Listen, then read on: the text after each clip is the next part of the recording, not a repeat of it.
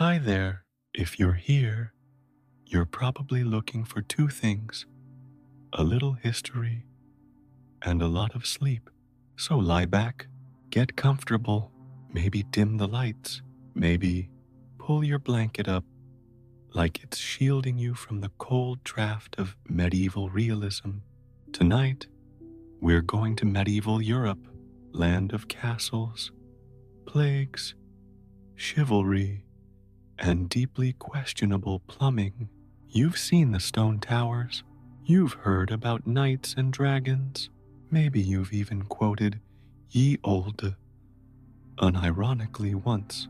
But what you haven't felt is what it's like to wake up in a bed made of straw and regret, to eat something called pottage and pretend it's food, to walk barefoot through mud that might be a road or might be something worse. Behind the chainmail and church bells was a world of bone-deep cold, chronic malnutrition, and a social structure that made Excel spreadsheets look flexible. You didn't hustle for success. You just tried not to die before your 30s. So close your eyes, silence your phone, and prepare to travel back to a time when even your fleas had fleas. Because if you were suddenly dropped into medieval Europe, you wouldn't last a day. And truthfully, most people barely did. Expectations versus reality. The Middle Ages. You've seen the movies: sweeping castles, gallant knights, fair maidens in flowing gowns, long banquets by candlelight, bards singing under moonlight. Sounds magical, doesn't it? Now forget all of that. Real medieval life. It was more like one long, damp camping trip. Except the tent is your house, your bathroom is a bucket, and your neighbors are a goat, a cousin who never leaves, and several thousand fleas. Knighthood, that's for maybe doesn't so 1% of the population. You're a peasant. You live in a village so small, it doesn't even have a name on the map, or a map, or literacy. No swords, no glory, no dragons.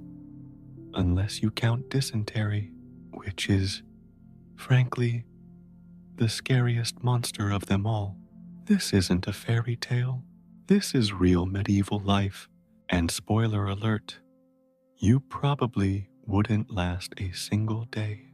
But don't worry, you won't have to, because tonight, you just have to listen to it and hopefully drift off before the lice start biting. Let's begin your day in the year 1325. The first thing you notice is the smell, not the fresh morning dew of a countryside idyll that poets write about. No, it's more authentic. The pungent cocktail of unwashed bodies, animal dung, and whatever that mysterious mold growing in the corner of your thatched roof might be. You'd open a window for fresh air, but, well, windows aren't really a thing yet, at least not for your social class. Glass is for cathedrals and noblemen, not for peasants who make up roughly 90% of the population. Your bed isn't the four-poster masterpiece from those tapestries either. You're essentially lying on a sack stuffed with straw, if you're lucky. If you're not, it's just the floor with maybe a thin layer of rushes. And you're not alone. Medieval privacy is about as common as medieval dental care.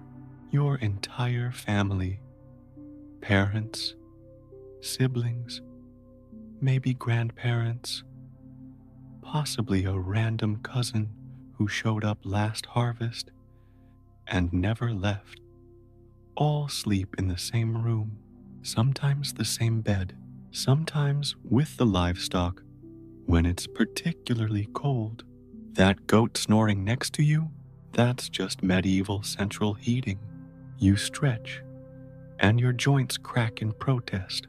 You're 30 years old, which makes you practically ancient by medieval standards.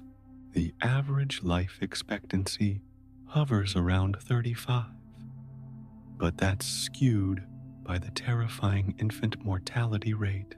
If you've made it past childhood, congratulations. You've already beaten the odds. That doesn't mean you're not old, though. Without modern medicine, nutrition, or hygiene, your body ages at hyperspeed. That minor injury you got last summer, it never quite healed right. Those teeth you lost, gone forever, with no dentist to replace them. Just gaps where food gets stuck, quietly rotting what remains of your smile. Speaking of morning routines, forget about your hot shower or morning coffee. Your day begins with stale bread from yesterday, perhaps softened in ale if it's too hard to chew with your remaining teeth. Medieval bread isn't the artisanal sourdough your local hipster cafe charges $8 for. It's dense, dark, and often stretching grain supplies means adding fillers, peas, beans, acorns, or even ground tree bark in lean times. Delicious, hardly. Filling, somewhat.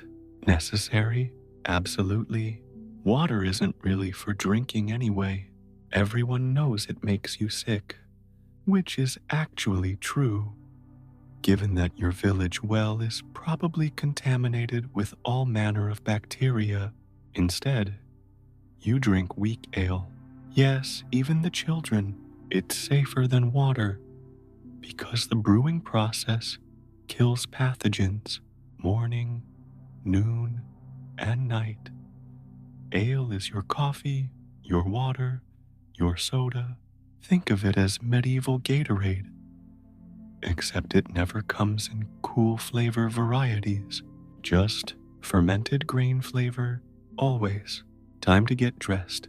Your wardrobe consists of, well, basically one outfit, maybe two if you're particularly well off.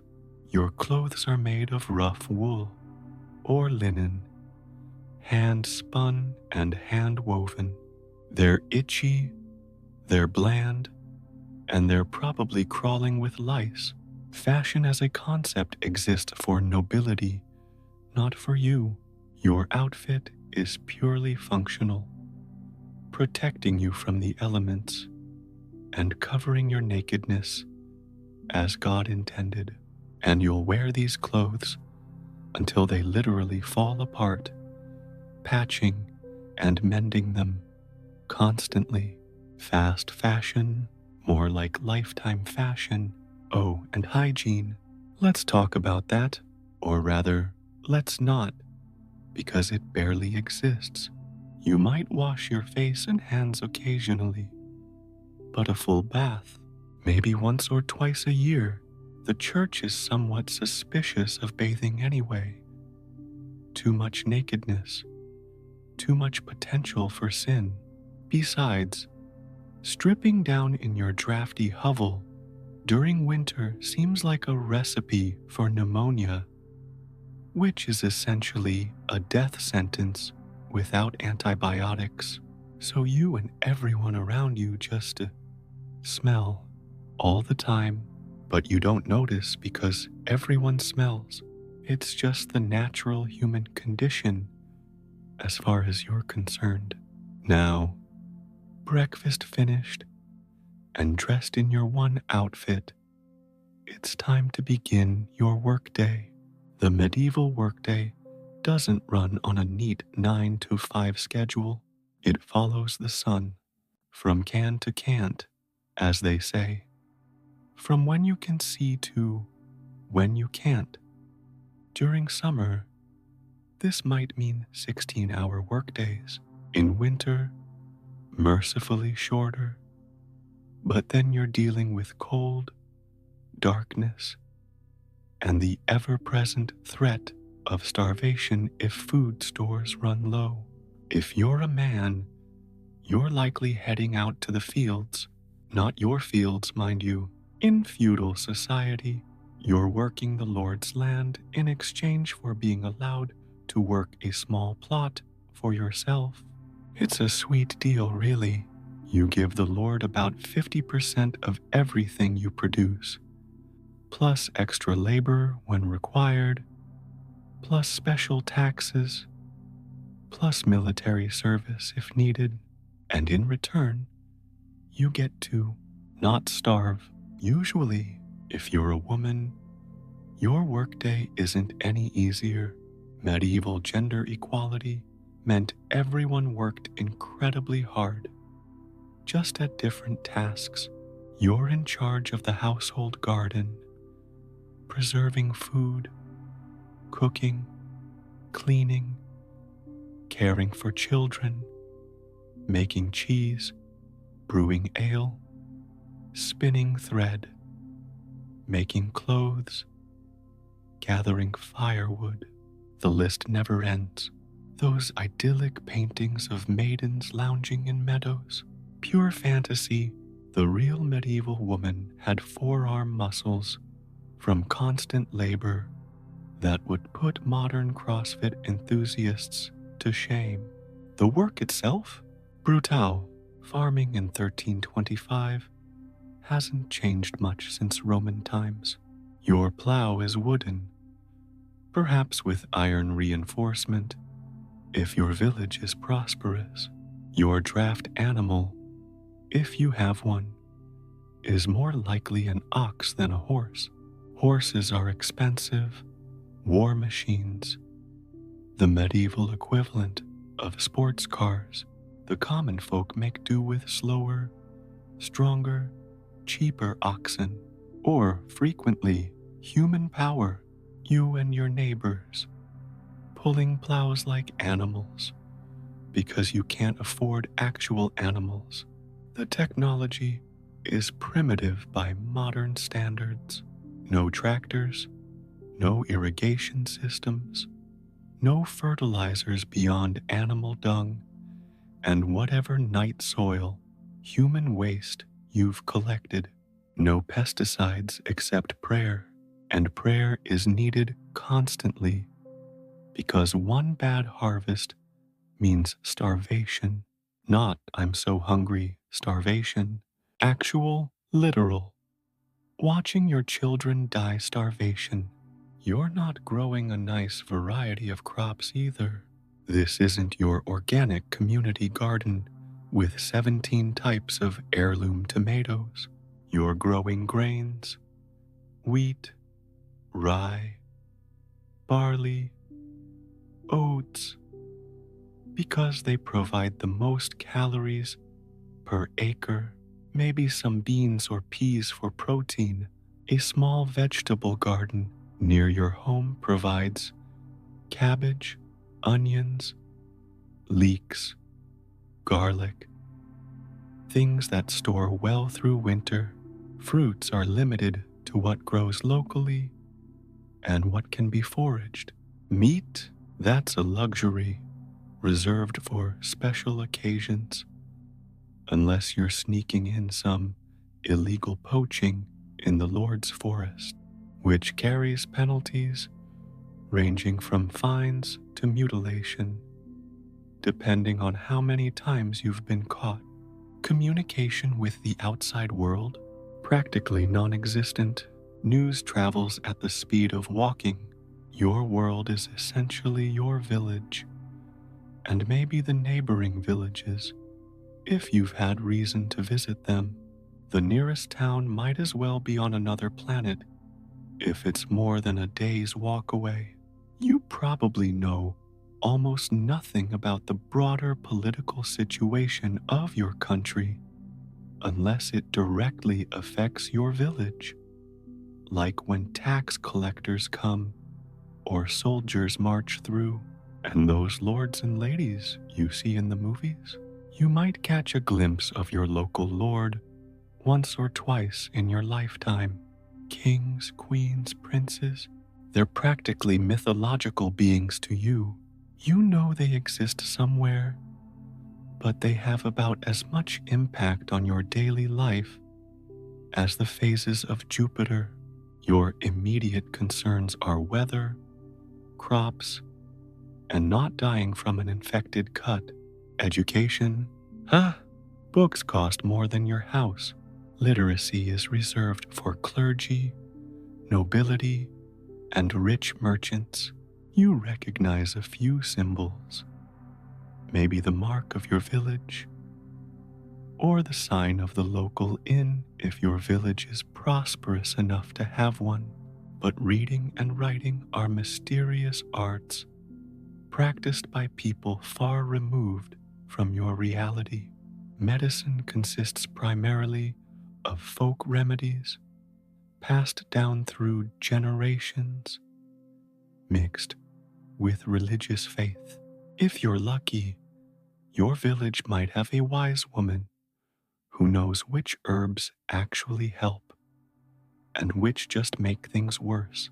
If you're unlucky, sickness means slow, painful death or survival with permanent disability.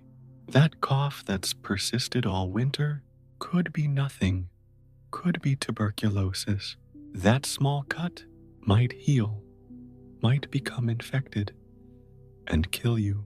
Every day is a medical lottery, and the odds aren't great. But it's not all doom and gloom in your medieval existence. There are moments of genuine joy. Village festivals mark the turning of seasons and religious holidays. Weddings bring rare feasting and dancing. The community bonds are strong. They have to be for survival. Your neighbors might annoy you, but you all depend on each other in ways modern people can barely comprehend. When your roof collapses, the village helps rebuild it. When you're sick, neighbors bring food. It's not charity, it's survival. Next time, it could be them needing help. So, as the sun rises higher on your medieval morning, you adjust your itchy clothes, ignore your aching back, and head out to face another day of subsistence living. No glory, no romance, no epic quests, just the quiet heroism of staying alive in a world where nearly everything is trying to kill you. And despite it all, people found ways to laugh, to love, to create beauty in small ways. They told stories around fires, sang songs while working, carved little wooden toys for children, and found moments of peace in a hard world, because humans, medieval or modern, always find ways to make life bearable, even when that life involves sleeping next to goats and treating ale as a breakfast beverage. Welcome to the real Middle Ages. Tetanus is complimentary with your stay. The medieval morning, you wake up, well, you open your eyes. Waking up is generous. Sleep here isn't peaceful. It's more like passing out from exhaustion on a bag of straw that smells suspiciously like wet animal, because it was an animal once, maybe still is. Your mattress is stuffed with hay, but also with bugs, a few sharp sticks, and enough bacteria to qualify as a farm of its own. You share the bed with your siblings, a cat, hopefully yours, and something that just moved under the blanket. No pillow, no sheets, no memory foam, just a rough wool blanket that has never been washed, because washing is something people do with their hands their backs, and 3 hours of their day. It's dark. The only light comes from cracks in the wall and the faint gray of a sky that looks like it's deciding whether to rain or just threaten you. Then you hear it. Bong. That's the church bell. No alarm clocks here. Just a massive iron reminder that God is watching, time is passing, and your day of unrelenting labor is officially starting. You stretch. Mistake. Your joints ache like you're 60, even though you're 23. In medieval terms, that's middle-aged. Your back cracks like an old door hinge. Your knees sound like someone shaking a bag of bones, which ironically is also your diet. You rise from bed. The floor is dirt, cold, wet, and definitely not clean. Your feet hit something damp. Might be water, might be chicken, probably both. Congratulations, you're officially awake in medieval Europe, and your day is only going to get worse. Hygiene time.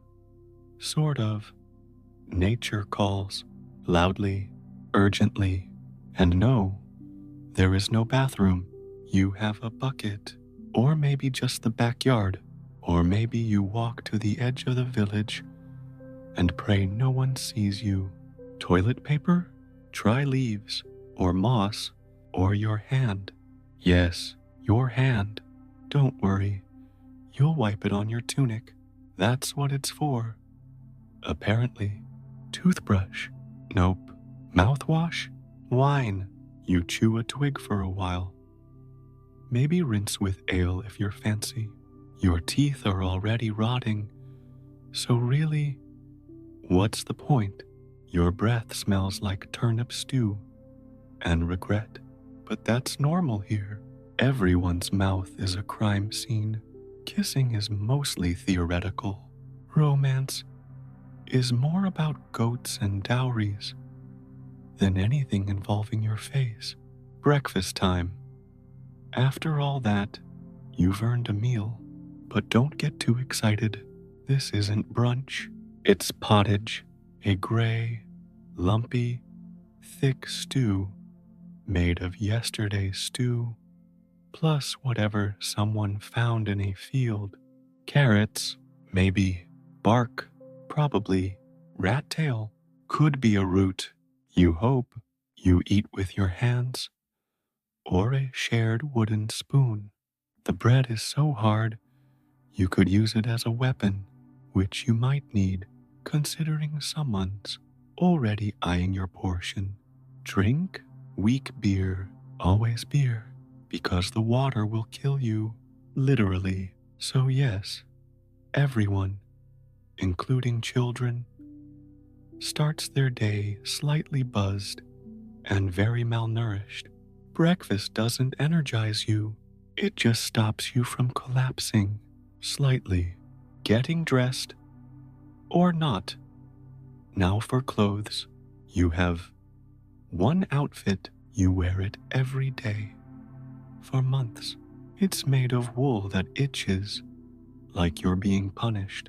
No underwear unless you're rich, and even then, it's optional. Washing clothes is rare, water is hard to carry, firewood is expensive, and soap is a luxury. So, your tunic smells like sheep, sweat, and despair. You put on your stiff leather shoes, or go barefoot if they've fallen apart. Most people walk through mud, dung, and disease puddles with their toes out. Call it natural exfoliation. You scratch your head, fleas, again. Everyone has them, even the priest, even the queen. You're never truly alone here. There's always something crawling on you. And now, it's time to go to work, out into the medieval world. You step outside your hovel. Calling it a house would be like calling your pottage gourmet cuisine. The morning air hits you with a cocktail of village smells: wood smoke, manure, the distinct aroma of too many humans living too close together without proper waste disposal. But honestly, it's fresher than inside your home, so you breathe deeply. The bar for refreshing is remarkably low in 1325. Your village consists of maybe 30 similar hovels, clustered like mushrooms around the small stone church that dominates the landscape. The church, unlike your home, is built to last. God gets the stone architecture. You get the leaky thatch. Priorities. The morning is already bustling. If bustling means everyone looking equally miserable as they begin another day of backbreaking labor. Children as young as 4 or 5 are already working, gathering kindling, feeding chickens, or minding even younger siblings. Childhood isn't a protected time of innocence and play. It's apprenticeship for the suffering of adulthood. You exchange grunts with your neighbors. Long philosophical conversations are a luxury for those who don't need to produce food from sunup to sundown. Besides, what would you talk about? The exciting new developments in turnip farming?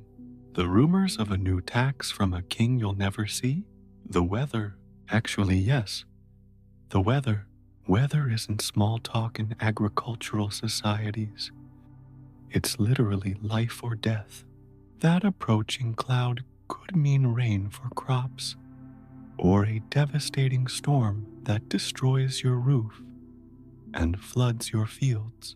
As you trudge toward your daily labor, you pass the village's one and only street. Street is generous. It's a muddy path, wide enough for a cart, rutted with wheel tracks that fill with water every time it rains, which is often, very often, medieval Europe, particularly in places like England or northern France, is essentially a swamp with occasional dry patches. Animals roam freely, chickens darting between houses, pigs wallowing in mud puddles, goats eating anything that isn't actively running away. There's no clear division between human and animal spaces. Your livestock are your wealth, your food source, and sometimes your warmth in winter. They're also your neighbors, since many share your home during cold months.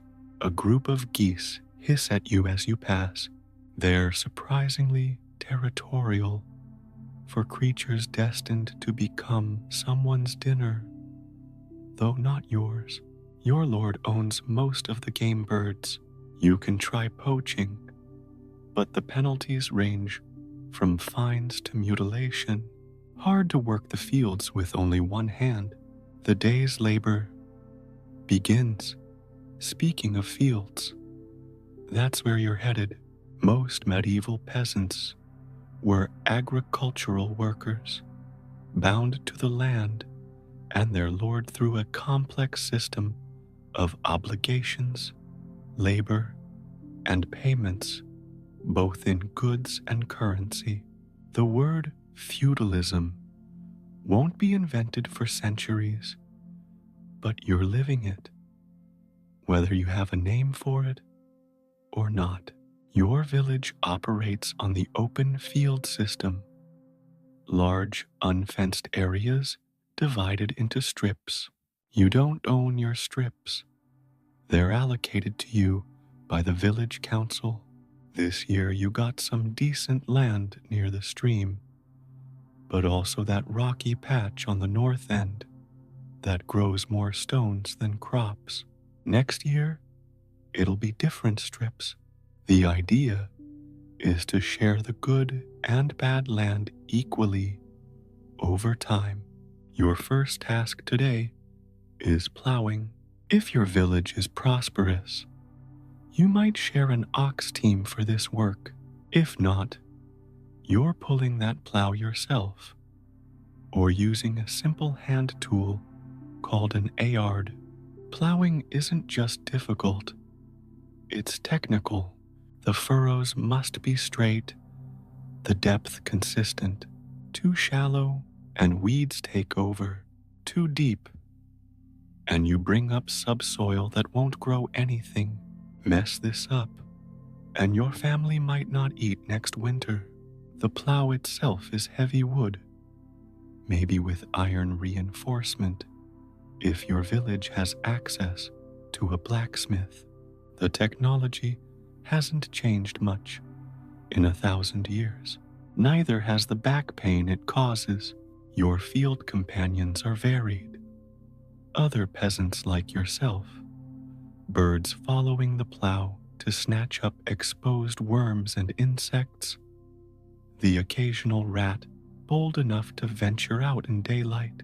There's conversation as you work, but it's sparse and practical. Rain coming. Watch for stones. The priest wants extra tithes this Sunday. Speaking of the priest, there he is, watching from the edge of the field. The church calendar dictates your work as much as the seasons do.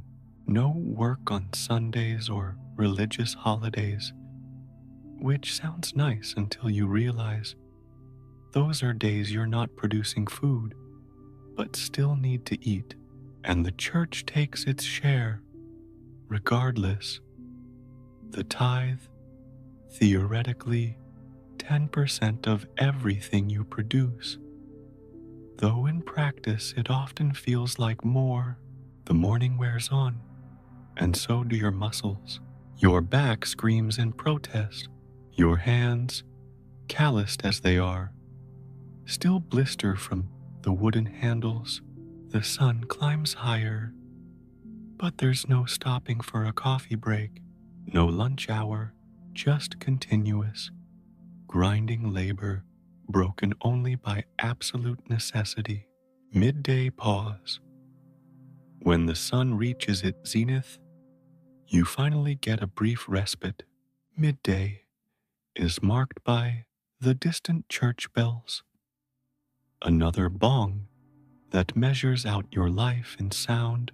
Your wife, or mother, or sister, or all of them might bring food to the fields, or you might trudge back to the village, though that wastes precious daylight. The midday meal is similar to breakfast in content, if not in name. More pottage, more bread, maybe an onion if you're lucky. Protein comes rarely, perhaps cheese on special days. Meat even more seldom.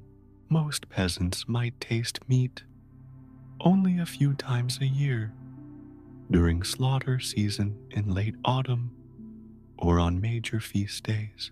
The rest of the time, it's plant protein from beans and peas, supplemented with whatever small game you can trap without getting caught. Squirrels, rabbits, the occasional bird. You wash down your meal with, surprise, more ale. It's not strong enough to get you drunk, which is good, because intoxication in the fields leads to accidents, and medieval accidents often lead to death. Your drink comes in a wooden cup or bowl that's been used by your family for generations, passed down like the tradition of suffering itself.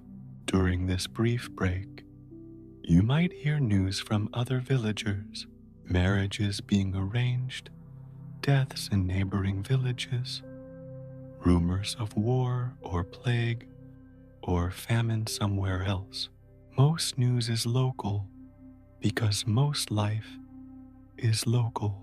Your world extends about as far as you can walk in a day, perhaps 10 miles in any direction. Beyond that is the territory of rumor and legend. If you're luckier than most, there might be some entertainment, someone with a good singing voice, or tales passed down through generations, stories of saints and miracles, or older tales with roots in pagan times, though you'd never admit that part aloud. The church has a monopoly on your spiritual life, at least officially. Your break lasts perhaps half an hour before it's back to work. The afternoon stretches ahead, like the furrows in your field, long, demanding, unavoidable afternoon labors. The afternoon is often worse than the morning. Your muscles are already tired. The sun beats down mercilessly in summer, or the damp cold seeps into your bones in winter and spring. There's no respite, no calling in sick, no vacation days. Unless you're literally dying, you work.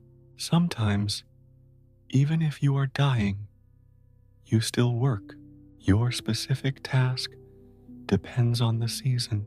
In spring, it's planting, carefully placing precious seeds in the furrows, seeds you had to save from last year's harvest, despite your own hunger during winter months. In summer, it's weeding, endless, back-breaking, weeding by hand or with simple tools. In autumn, it's harvest, the most labor-intensive time of all, when every daylight hour counts, and even children too young to walk spend time in the fields, playing or sleeping on blankets, while everyone else works. Today, you're breaking up clods of earth with a wooden mallet after the plowing. Each impact sends jarring pain up your arms. Your shoulders burn, sweat drips into your eyes, stinging with salt. There's dirt in every crevice of your body, but the field must be prepared properly, or the sowing will fail, and failed sowing means winter starvation.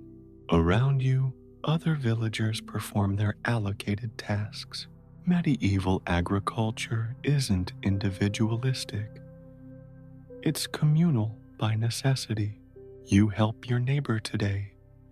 They help you tomorrow, not out of charity or kindness, though those exist, but out of survival.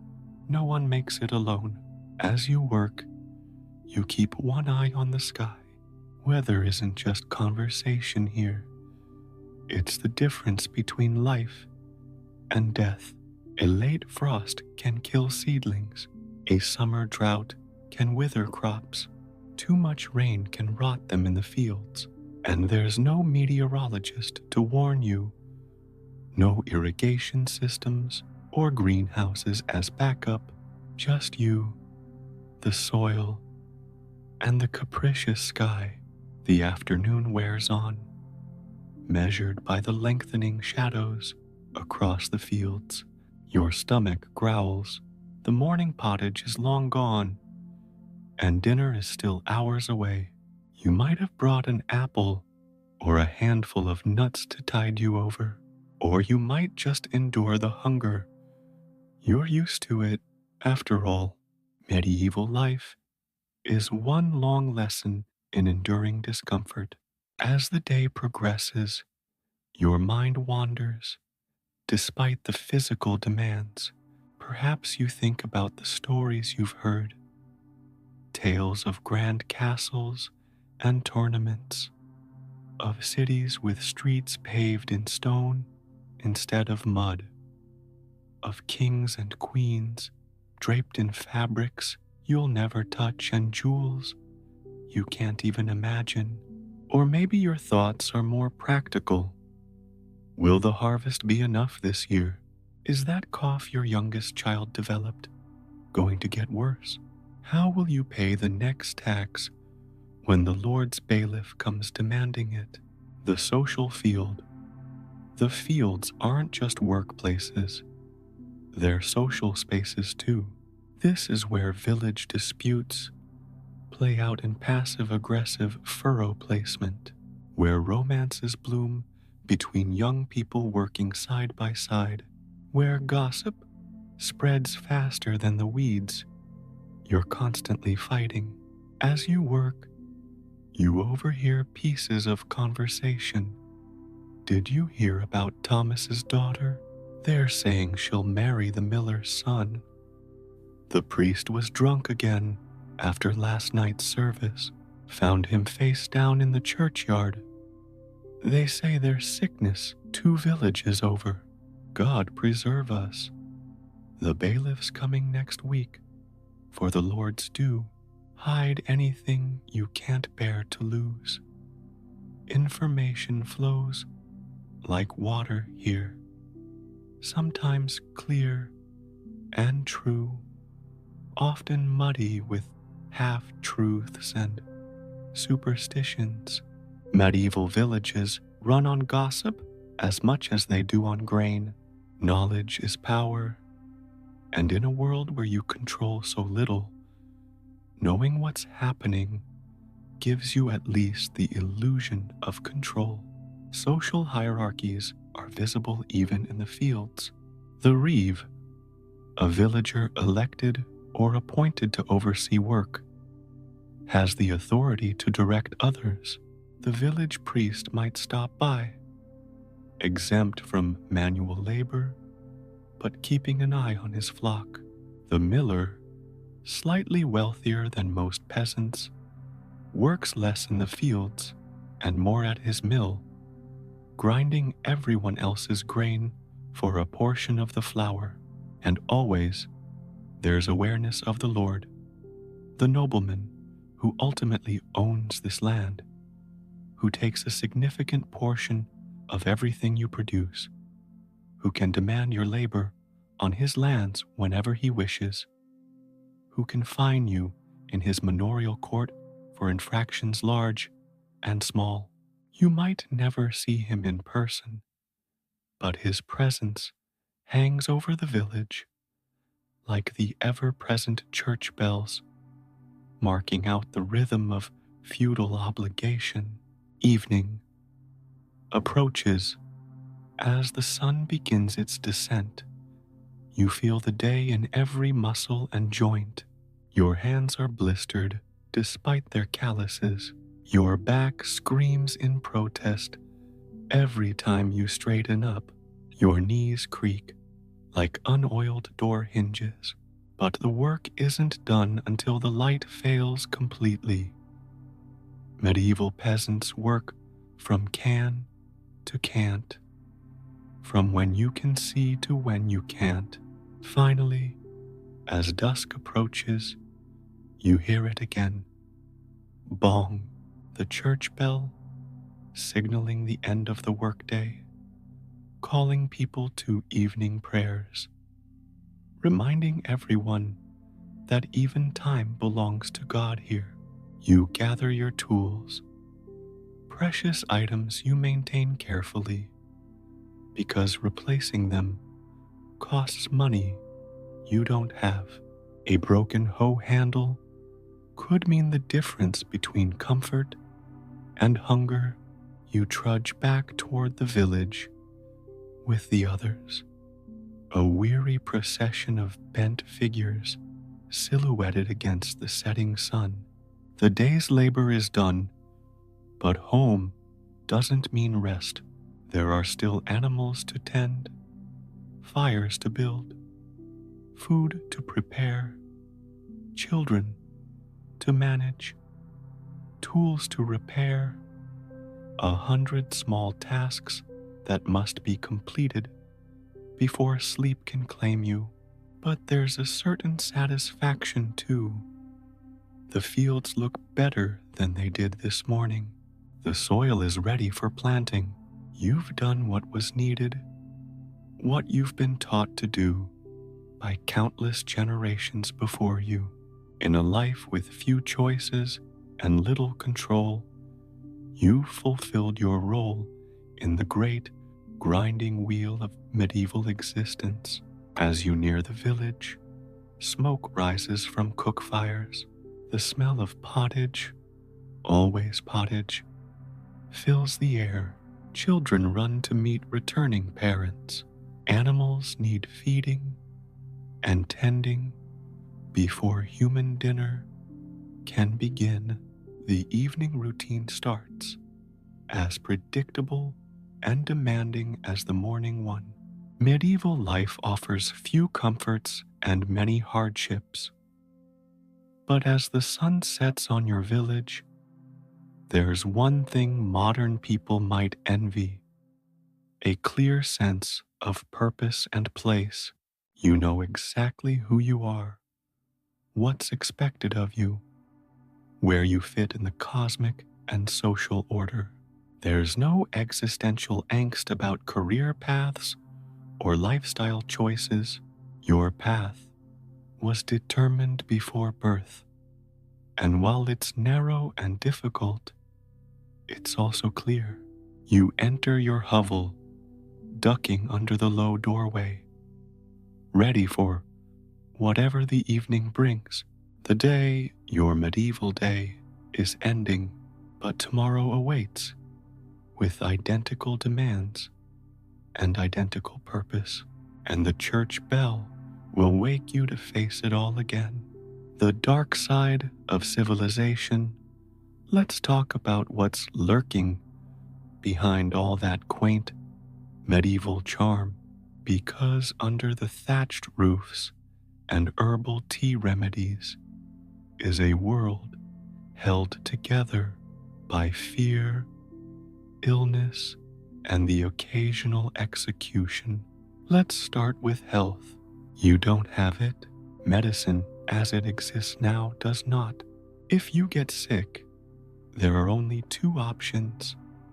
One, wait it out and hope God's in a good mood. Or two, go see the local healer. Their qualifications: owning a jar of leeches and knowing which plant tastes least poisonous. The most common cures involve bleeding, purging, or prayer. Got a headache? That's too much blood. We'll just drain some. Got a fever? Drink this infusion of moss, garlic, and regret. Still sick? You probably sinned. And then there are the big ones. The Black Death, for example. Bubonic plague swept across Europe like a really grim tour bus, killing millions. It didn't matter if you were a prince or a pig herder. One flea bite, and you're leaking from the armpits. Injuries are just as dangerous. There's no anesthesia, no antibiotics. If you fall and break your leg, it might heal wrong, or it might kill you. Minor cuts, infection, toothache, infection, childbirth, very likely fatal. Not because people didn't care, but because they didn't know how. Then there's religion. It's everywhere, on the wall, in your food, under your bed. Metaphorically, the church runs the calendar, the courts, the schools. If you get in trouble, it's not just a local matter, it's a spiritual one. Sins are monitored more closely than crops. Eat meat on the wrong day? Sin. Skip mass? Sin. Think unkind thoughts about the bishop's hat? You guessed it. And if you get too curious, too different, too loud, there's always a trial, maybe even a fire. Heresy is the medieval version of a cancel button, except it ends in flames instead of tweets. Entertainment? Sure, there's dancing, music, storytelling, also bear baiting, public executions, witch burnings. The occasional fair where you might win a cabbage or get your pocket picked, or both. This isn't just about being dirty and tired. It's about being scared all the time of disease, of hunger, of your Lord, of the sky. So next time someone says they want to go back to simpler times, remind them, simple isn't the same as better. And fear, it turns out, was just another part of the scenery. Medieval medicine, when the cure might kill you faster. Let's dive deeper into medieval healthcare, which is less care and more, here's a leech. Good luck. Medical knowledge in 1325 is a strange cocktail of ancient Greek texts that survived by chance, Arabic innovations that made it through translation, folk wisdom passed down through generations, and a healthy dose of superstition to fill in the very large gaps. Your village probably has two types of medical practitioners. First, there's the wise woman or cunning man, local healers who work with herbs, poultices, and a lifetime of observation. Some of what they do actually works. Willow bark tea really does reduce pain. It contains what we now know as aspirin. Moldy bread on wounds occasionally helps, a primitive form of penicillin. Honey on burns is genuinely effective, but for every useful remedy, there are dozens that range from useless to actively harmful. Need to cure baldness? Try a paste made from chicken dung and saffron. Eye problems? Bathe them in a mixture of wine and fennels. Broken bones? Set them as best you can. Then pray infection doesn't set in, because if it does, well, prepare to meet your maker. Then there's the second type of practitioner, the barber surgeon who visits occasionally. His qualifications? Sharp tools and a strong stomach. Surgery in 1325 is a spectator sport of horror. There's no anesthesia except alcohol or opium if you're very lucky, and even those are reserved for major operations. For most procedures, you're fully conscious while someone cuts into you. Speed is the surgeon's primary virtue. The faster he works, the less you scream. Amputation takes about 3 minutes if the surgeon is skilled. That's 3 minutes of someone sawing through your flesh, muscle, and bone while assistants hold you down. Afterward, they cauterize the wound with hot iron to stop bleeding. The smell of your own cooking flesh is the last thing you register before passing out from pain. If you survive the procedure itself, and many don't, infection remains your biggest enemy. Surgeons don't wash their hands or instruments between patients. Germ theory won't exist for another 500 years. The same knife that amputated a gangrenous leg this morning might be digging out your tooth this afternoon. But hey, at least the barber offers a discount if you get a haircut at the same time as your surgery. Medieval efficiency. Women's healthcare deserves special mention for its particular brand of ignorance. Pregnancy and childbirth kill women at alarming rates. In the countryside, midwives handle births with varying degrees of skill. Some are genuinely knowledgeable. Others perpetuate dangerous practices. In any case, complications that would be routine in modern hospitals are death sentences here. Breech births, hemorrhaging, infections, all potentially fatal, with no C-sections antibiotics, or blood transfusions. Even a normal, healthy pregnancy is dangerous. You're expected to continue working in the fields until labor begins, then return to work within days after birth. Postpartum care consists mainly of superstition and prayer. Many women die of childbed fever, an infection caused by unwashed hands introducing bacteria during delivery or examination. But the most terrifying aspect of medieval healthcare isn't what they do, it's what they don't understand. Disease theory is a mystifying blend of imbalanced humors, astrological influences, evil spirits, and divine punishment. When someone falls ill with sweating sickness or spotted fever, no one knows it's spread by contact, vectors, or contaminated water. They blame bad air, celestial alignments, or God's wrath. This ignorance turns epidemic disease into apocalyptic events. Take the Black Death of the mid-14th century. It would kill between 30–60% of Europe's population, and not a single person understood it was carried by fleas on rats.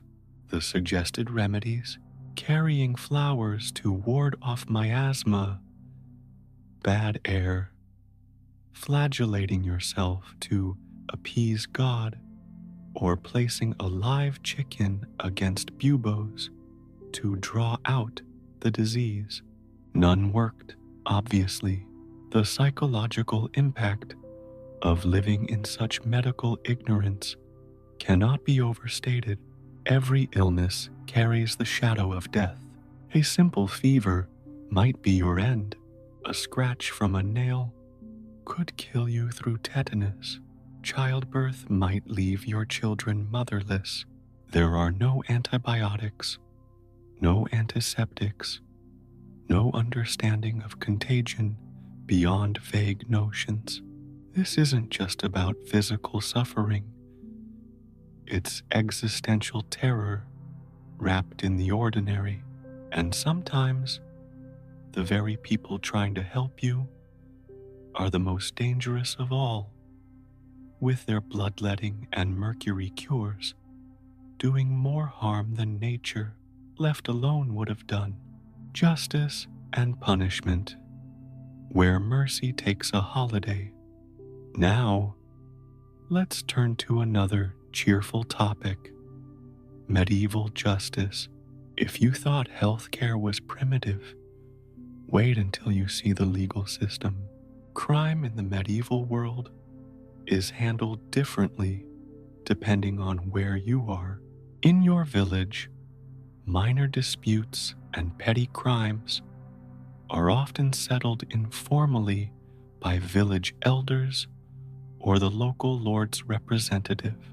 But for anything serious, you're facing the manorial court, the Lord's justice system, which is less about finding truth and more about maintaining order and collecting fines. Evidence, as we understand it today, barely factors into proceedings. Instead, medieval courts rely heavily on reputation, status, and sometimes physical ordeals or compurgation, where you bring a specified number of people to swear to your character or innocence. If you're accused of stealing your neighbor's chicken, your defense might not be alibis or evidence, but rather producing 6 people who'll swear you're not a thief.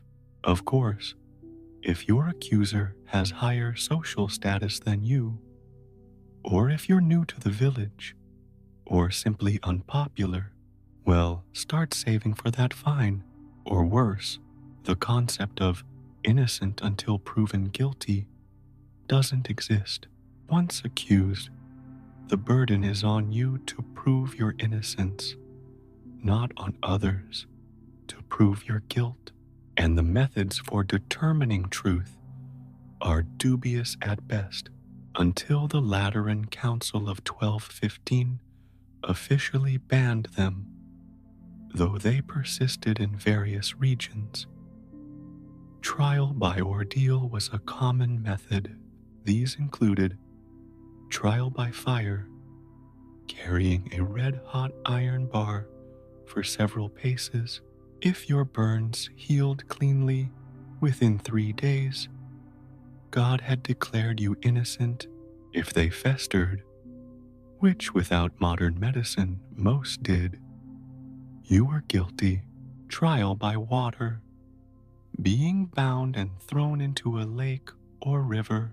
If you sank, you were innocent and hopefully rescued quickly. If you floated, the water was rejecting you, proving your guilt. Yes, this was a literal lose-lose situation. Trial by combat, for those of noble birth, fighting your accuser or their champion to the death. God would supposedly give victory to the righteous party. In practice, this meant the stronger or better armed combatant was deemed right. By the 14th century, most of these ordeals were replaced with jury trials or inquisitorial processes, but these were hardly more reliable. Juries weren't impartial strangers. They were local men who often knew both the accused and accuser, bringing all their biases and village politics into the verdict. Torture remained a widely accepted method for extracting confessions. Well into the early modern period, the assumption was that pain would force truth from the guilty, but that an innocent person could withstand torture through divine strength. What actually happened, of course, was that people confessed to anything to make the pain stop. And then there are the punishments. Medieval justice isn't big on rehabilitation. It focuses on 3 things: retribution, deterrence through spectacle, and, above all, extracting money. Fines are the most common punishment for minor offenses, which means justice often favors the wealthy. For the poorest peasants, even a small fine could mean starvation for their family. Can't pay? Enjoy the stocks or pillory.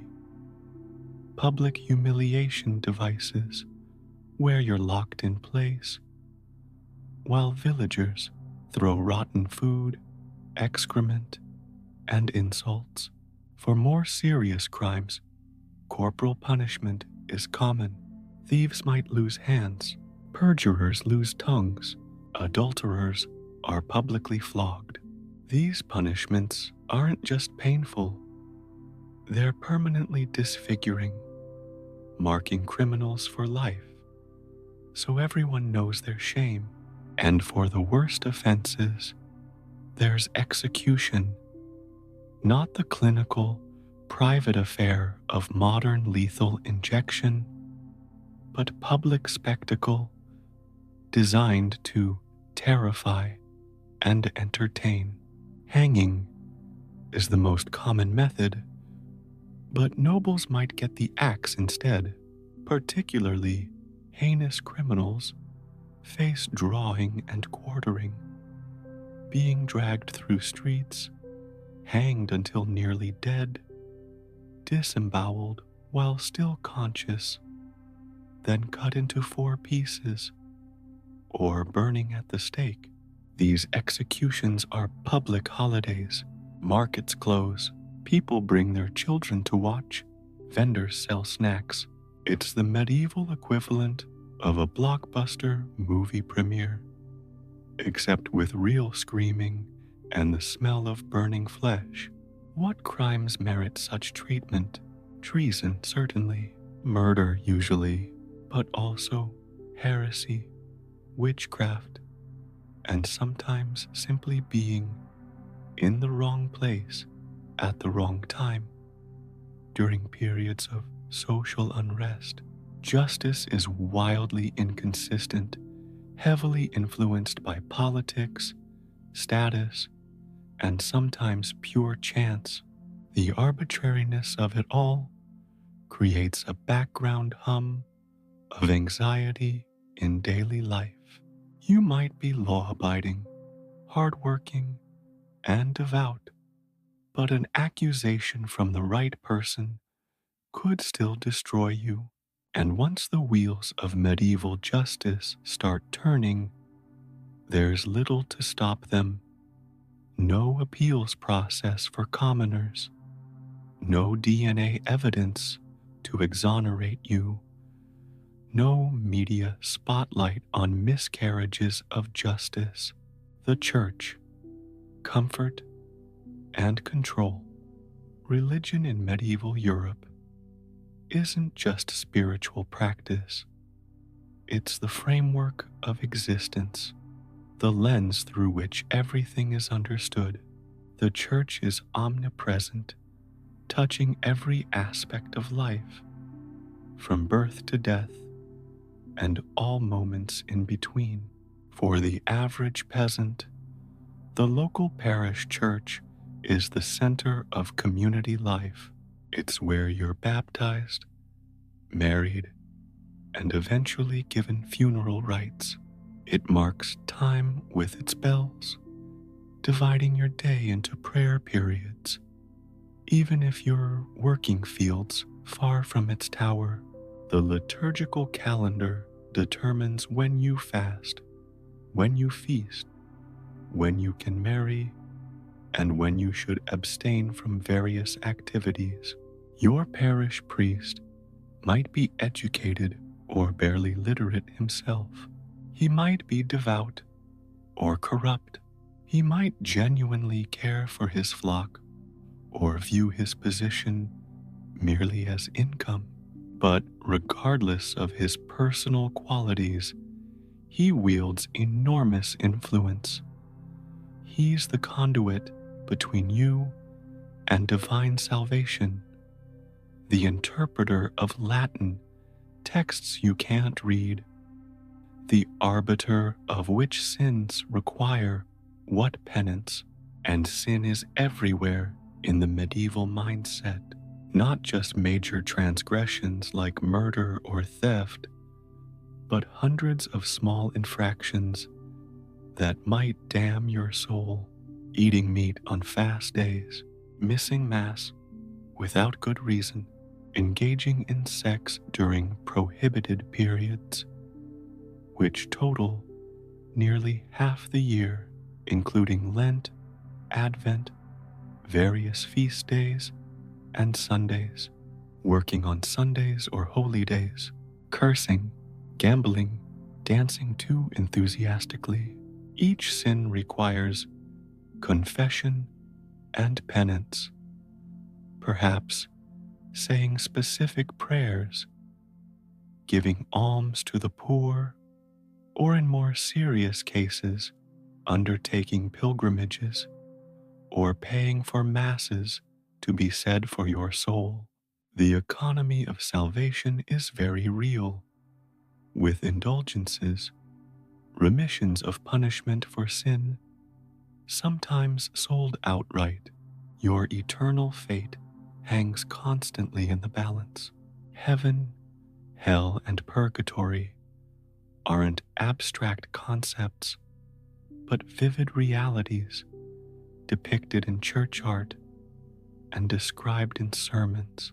The torments of hell are elaborated in graphic detail to terrify the congregation into compliance. Demons wait eagerly to drag sinners to eternal punishment. And in the medieval imagination, these aren't metaphors, but literal beings lurking just beyond the veil of the visible world. But the church isn't just about fear and control. It also provides genuine comfort in a harsh world. When plague strikes, when crops fail, when children die in infancy, faith offers explanations and the hope of eventual justice. If not in this world, then in the next. The rituals of religion give structure and meaning to suffering that might otherwise seem random and unbearable. The church also serves as the primary charitable institution.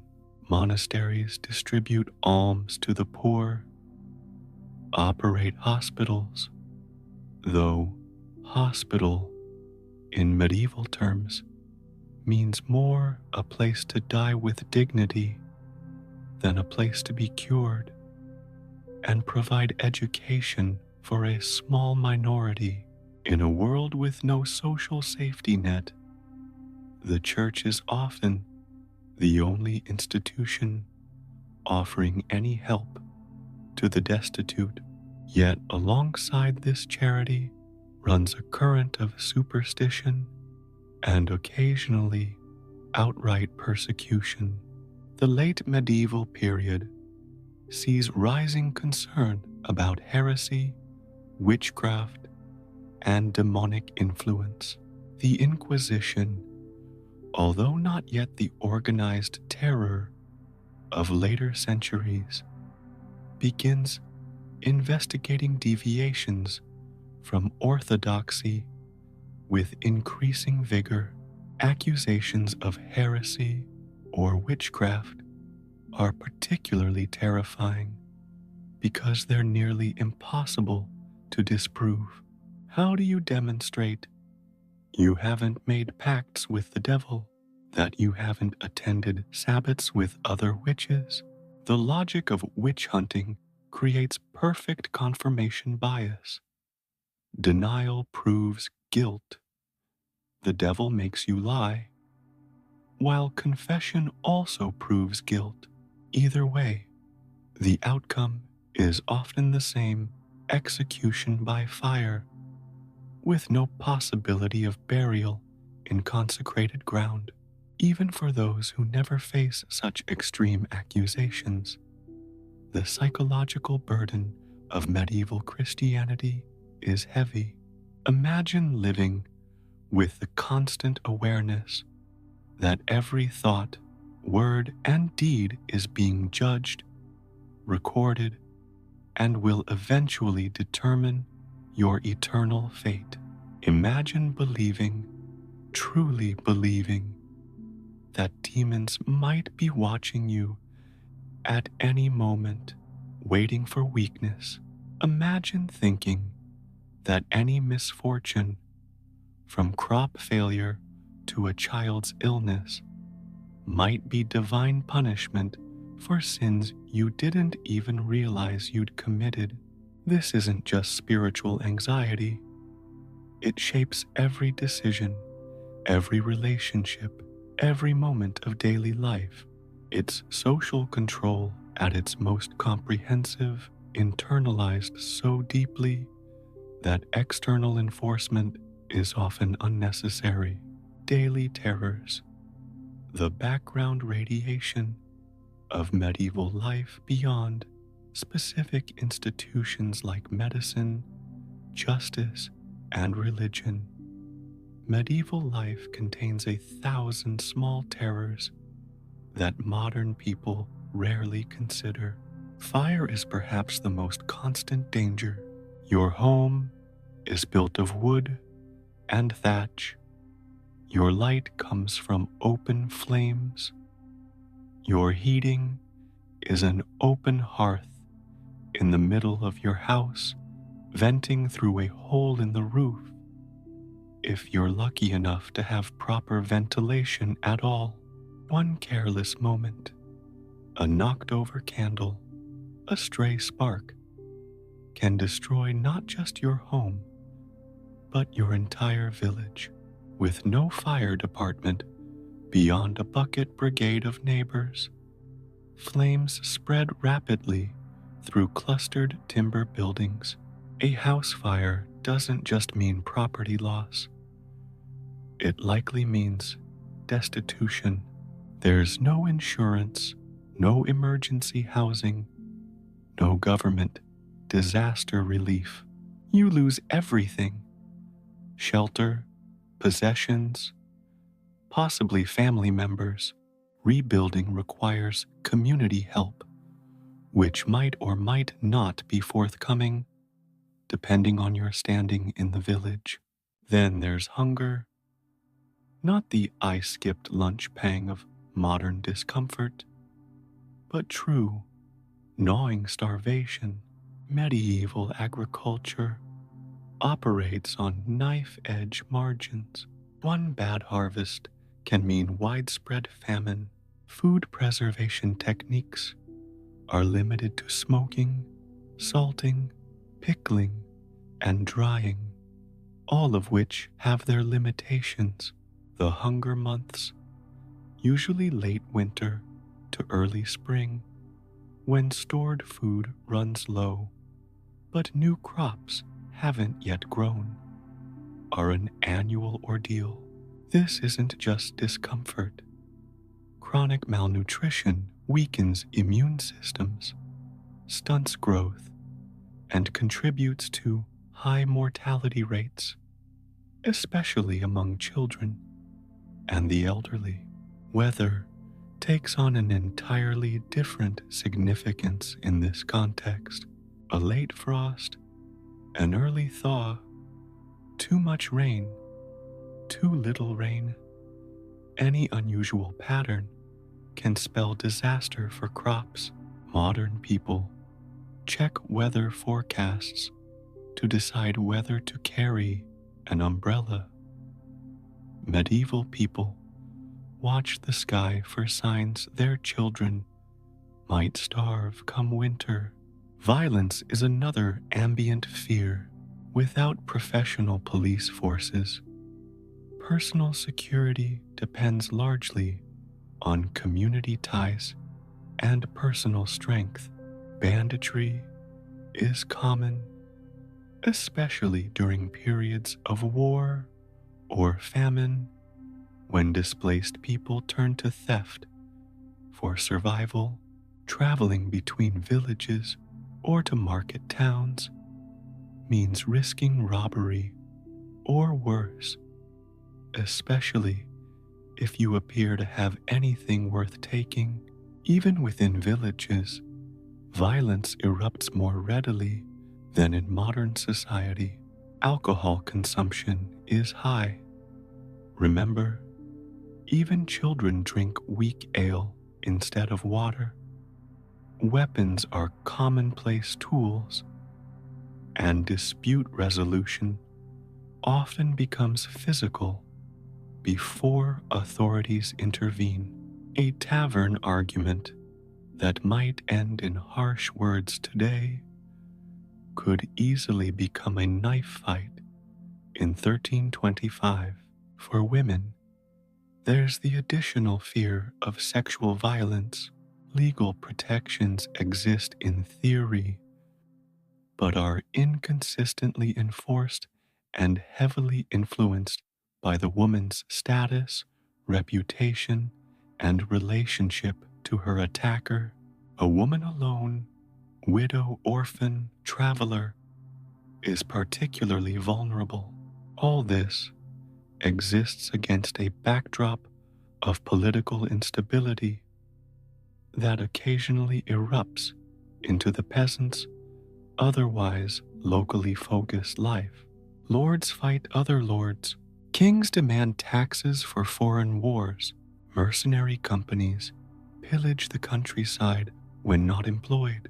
These conflicts might seem distant until suddenly they're at your doorstep in the form of armed men demanding food, shelter, or worse. The psychological effect of all these layered threats creates what we might now recognize as chronic stress and trauma. Medieval people aren't just dirty, hungry, and tired. They're constantly vigilant, their nervous systems perpetually activated by genuine threats to survival.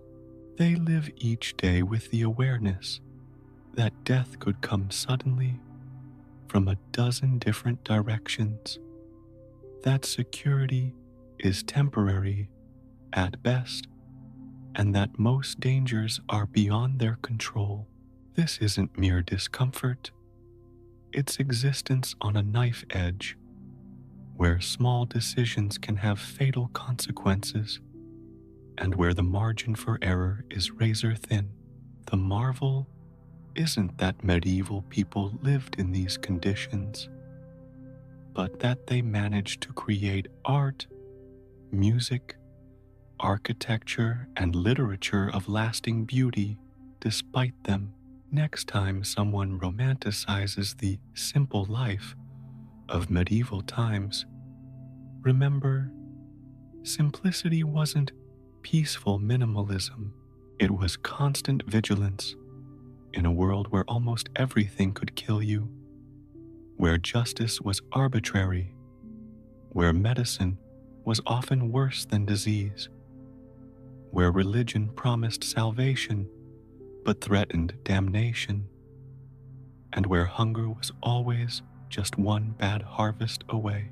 The past wasn't just a different place, it was a different experience of existence itself, one where fear wasn't an occasional visitor, but a permanent resident in every heart and home. History happens while you suffer. So there you have it. 5 major historical developments spanning roughly 4 centuries, each transforming European civilization in profound ways. The Crusades, Magna Carta, Black Death, Renaissance, and printing press collectively bridge the medieval world into early modernity. And yet, for the average peasant, daily life changes with agonizing slowness. You still rise with the sun and work until dusk. You still plant and harvest the same crops your ancestors did. You still struggle with hunger, disease, and the arbitrary demands of those with power over you. This paradox, monumental historical change, alongside grinding continuity in ordinary lives, defines the medieval experience. Great events in distant cities might eventually alter the framework of your existence, but rarely in time to benefit you personally. You are both participant in and witness to history, but seldom its primary beneficiary. The pace of change itself would be almost imperceptible by modern standards. An innovation that transforms society within decades today might require centuries to fully manifest in medieval Europe. Information moved at walking speed. New techniques spread through personal demonstration rather than mass media. Resistance to change was built into social structures, religious beliefs, and practical limitations. Yet change did come, gradually reshaping even the most isolated villages. By 1500, a peasant's world differed significantly from that of their 11th century ancestors, even if day-to-day activities remained similar. The cumulative effect of historical developments eventually reaches everyone, like water slowly eroding stone. So, while you shovel manure and worry about winter stores, empires rise and fall, intellectual revolutions unfold, and technologies emerge that will ultimately transform human existence. You likely won't see these transformations complete. Your role is to endure, to maintain, to pass on what you know to the next generation. History happens while you suffer, but your suffering, your labor, your persistence, your small innovations and adaptations is also history, providing the foundation upon which more visible developments rest. Cathedrals and printed books cannot exist without the agricultural surplus your work creates, without the social stability your community maintains. You are not just history's observer or victim. You are its necessary condition, its invisible supporter. The tapestry of medieval life includes both golden threads of remarkable achievement and the rough brown weave of ordinary existence, each essential to the whole. So tonight, as you drift towards sleep on your straw mattress, your body aching from labor, your mind perhaps turning over some small village drama or worry about tomorrow's weather, know that you too are part of the great historical procession, not its celebrated vanguard, but its essential foundation. And who knows, perhaps someday, centuries after you're gone, people will find the humble pottery shards from your village, the foundations of your church, the pollen residue from your fields, and through these fragments, try to understand how you lived, how you endured, how you made possible everything that followed. That's the final irony of history. Those who write it rarely acknowledge those who make it possible. But without you, the peasant, the laborer, the ordinary person surviving extraordinary times, there would be no history to write. Beyond the great events, the silent revolution of daily life, while we've examined major historical developments that gradually transformed medieval Europe, another kind of history unfolded simultaneously: the quiet, cumulative changes in how ordinary people lived, worked, ate, built, and thought. These transformations rarely made chronicles or earned memorial statues, yet collectively altered human experience as profoundly as any political revolution or intellectual movement. Consider something as fundamental as agricultural technology. Between 1000 and 1500 CE, European farming experienced a series of modest innovations that cumulatively revolutionized food production. The heavy plow with moldboard, which could effectively turn dense northern European soils, horse collars that allowed equines to pull heavy loads without choking, improved harness arrangements for multiple draft animals, 3-field crop rotation systems that reduced fallow land requirements, selective breeding that gradually improved crop yields and livestock productivity. None of these developments happened suddenly or completely. Each spread unevenly across regions, was adapted to local conditions, faced resistance from tradition, and required generations for full implementation. Individual peasants might adopt one improved technique during their lifetime, their children another, their grandchildren a third. The agricultural revolution progressed one field, one village, one season at a time. Housing and domestic technology followed similar patterns of gradual improvement. Early medieval dwellings typically featured central hearths, with smoke escaping through roof holes.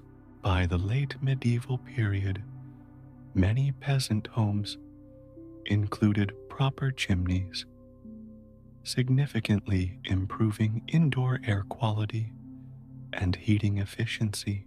Windows evolved from simple openings covered with shutters or cloth to occasionally incorporating expensive glass in wealthier households.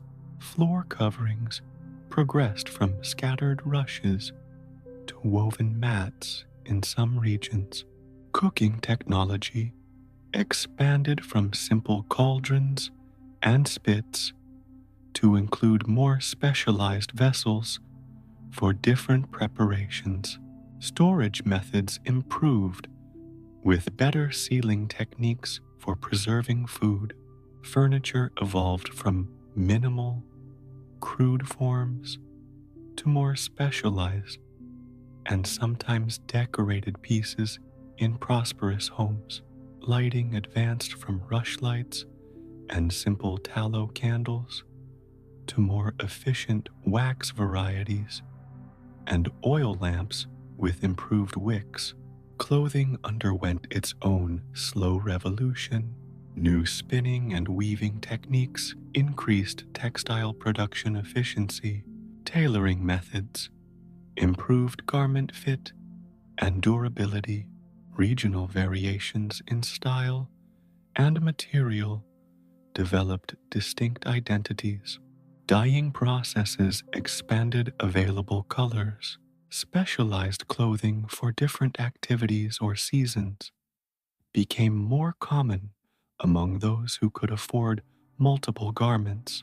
These material changes reflected and reinforced social developments equally significant for daily experience. Marriage patterns evolved from arrangements dominated entirely by family economic concerns toward slightly increased consideration of compatibility.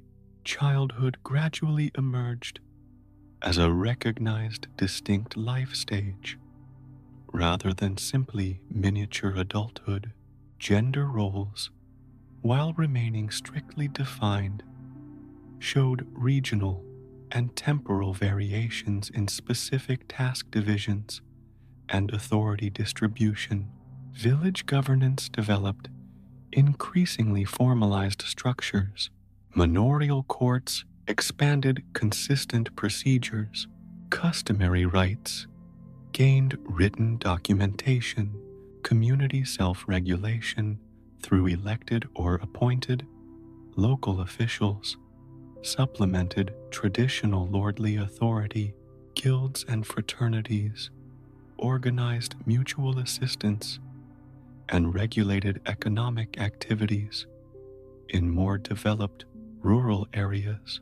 Religious experience at the village level transformed significantly, even aside from major movements like the Reformation. Saint cults proliferated, then consolidated.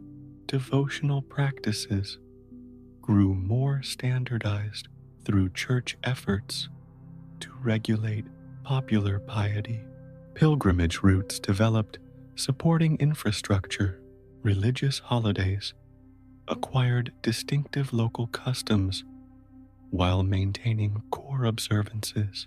Folk medical knowledge evolved through accumulated experience, occasional interaction with formal medicine, and adaptation to changing disease environments.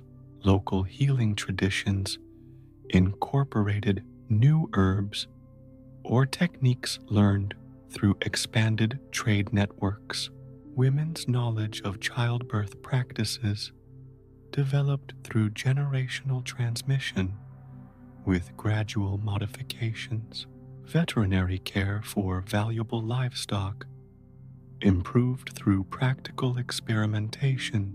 Language itself transformed continuously through this period. Vocabulary expanded to accommodate new technologies, products, and concepts.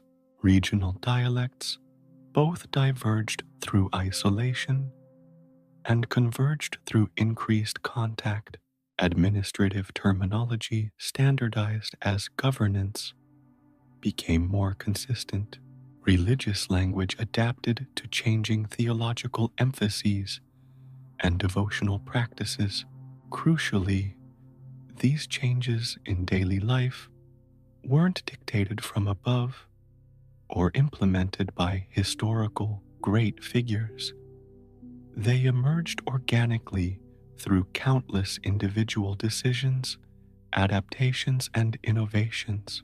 A slightly more efficient way to store grain, a minor improvement in spinning technique, a small modification to plow design, a useful new word for a previously indescribable concept.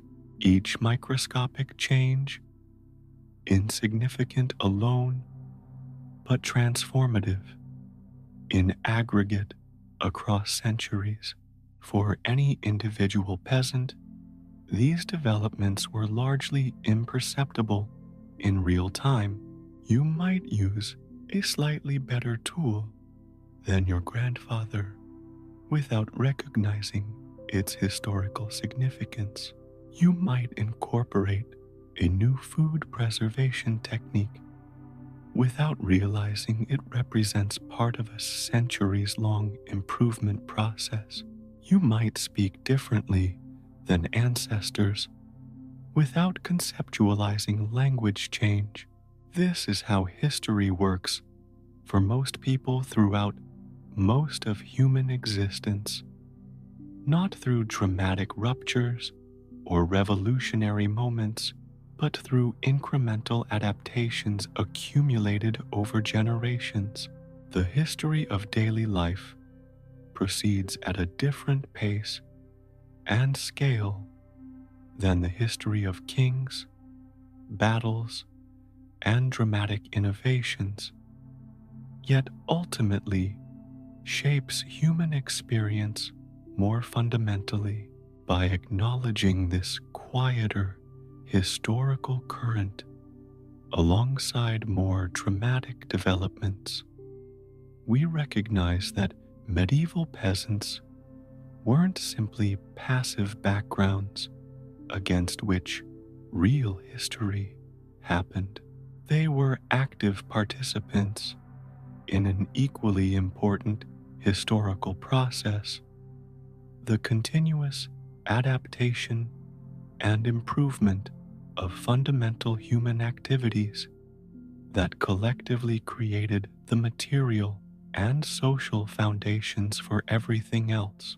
So while crusader kingdoms rose and fell, while legal charters were signed and disputed, while plague ravaged populations and Renaissance artists created masterpieces, millions of ordinary people participated in another kind of history, improving how grain was milled, how cloth was woven, how children were raised, how communities governed themselves. This history deserves remembrance alongside more dramatic narratives, for without it, nothing else would have been possible. When we look back at medieval Europe from our modern perspective, this dual historical reality becomes clear.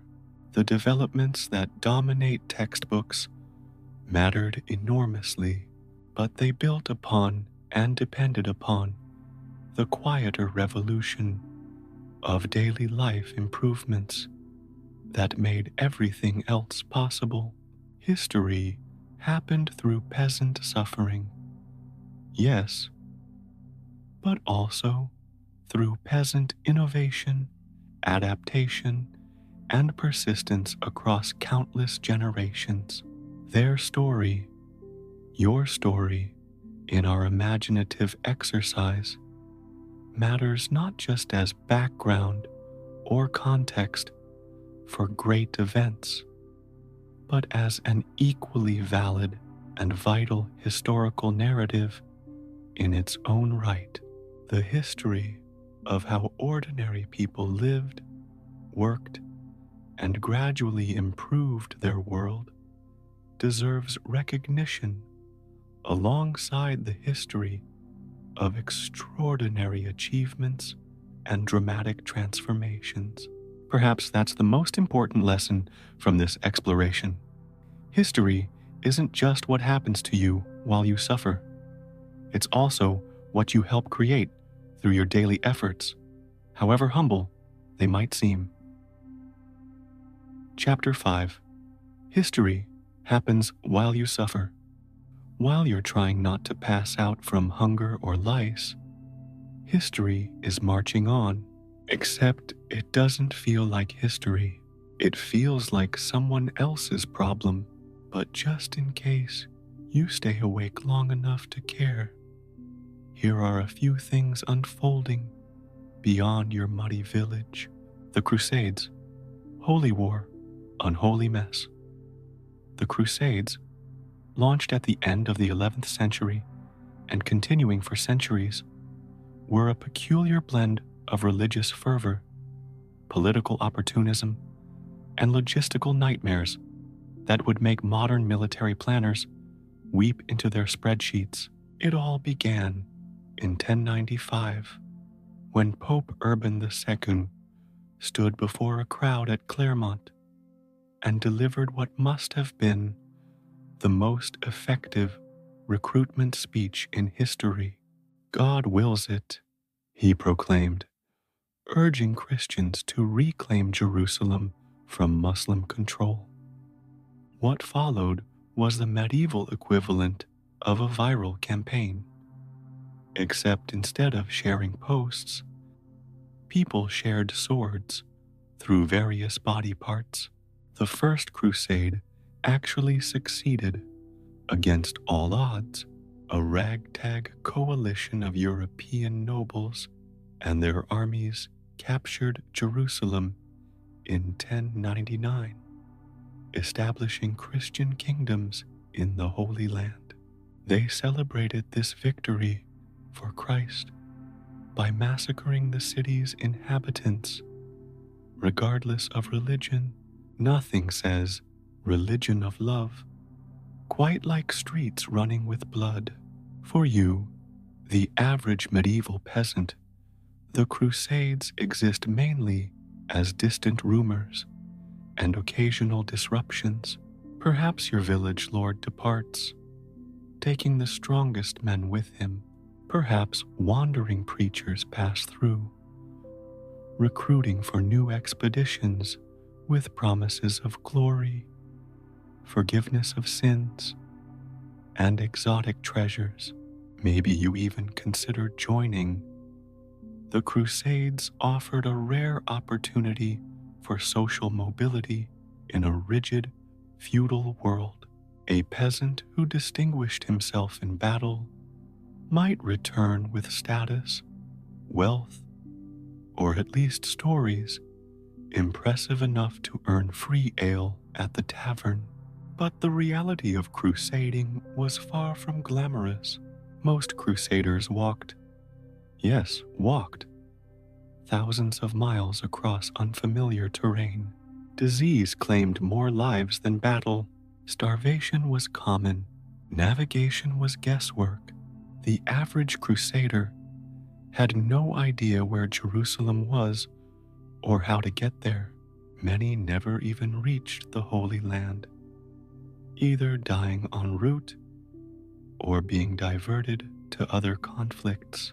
Take the People's Crusade, for instance, a disorganized mob of commoners led by a charismatic preacher named Peter the Hermit. They set off before the official First Crusade, convinced that faith alone would deliver victory. Most were massacred in Anatolia, having accomplished nothing beyond some enthusiastic pogroms. against Jewish communities along the Rhine. The Children's Crusade of 1212 was even more tragic.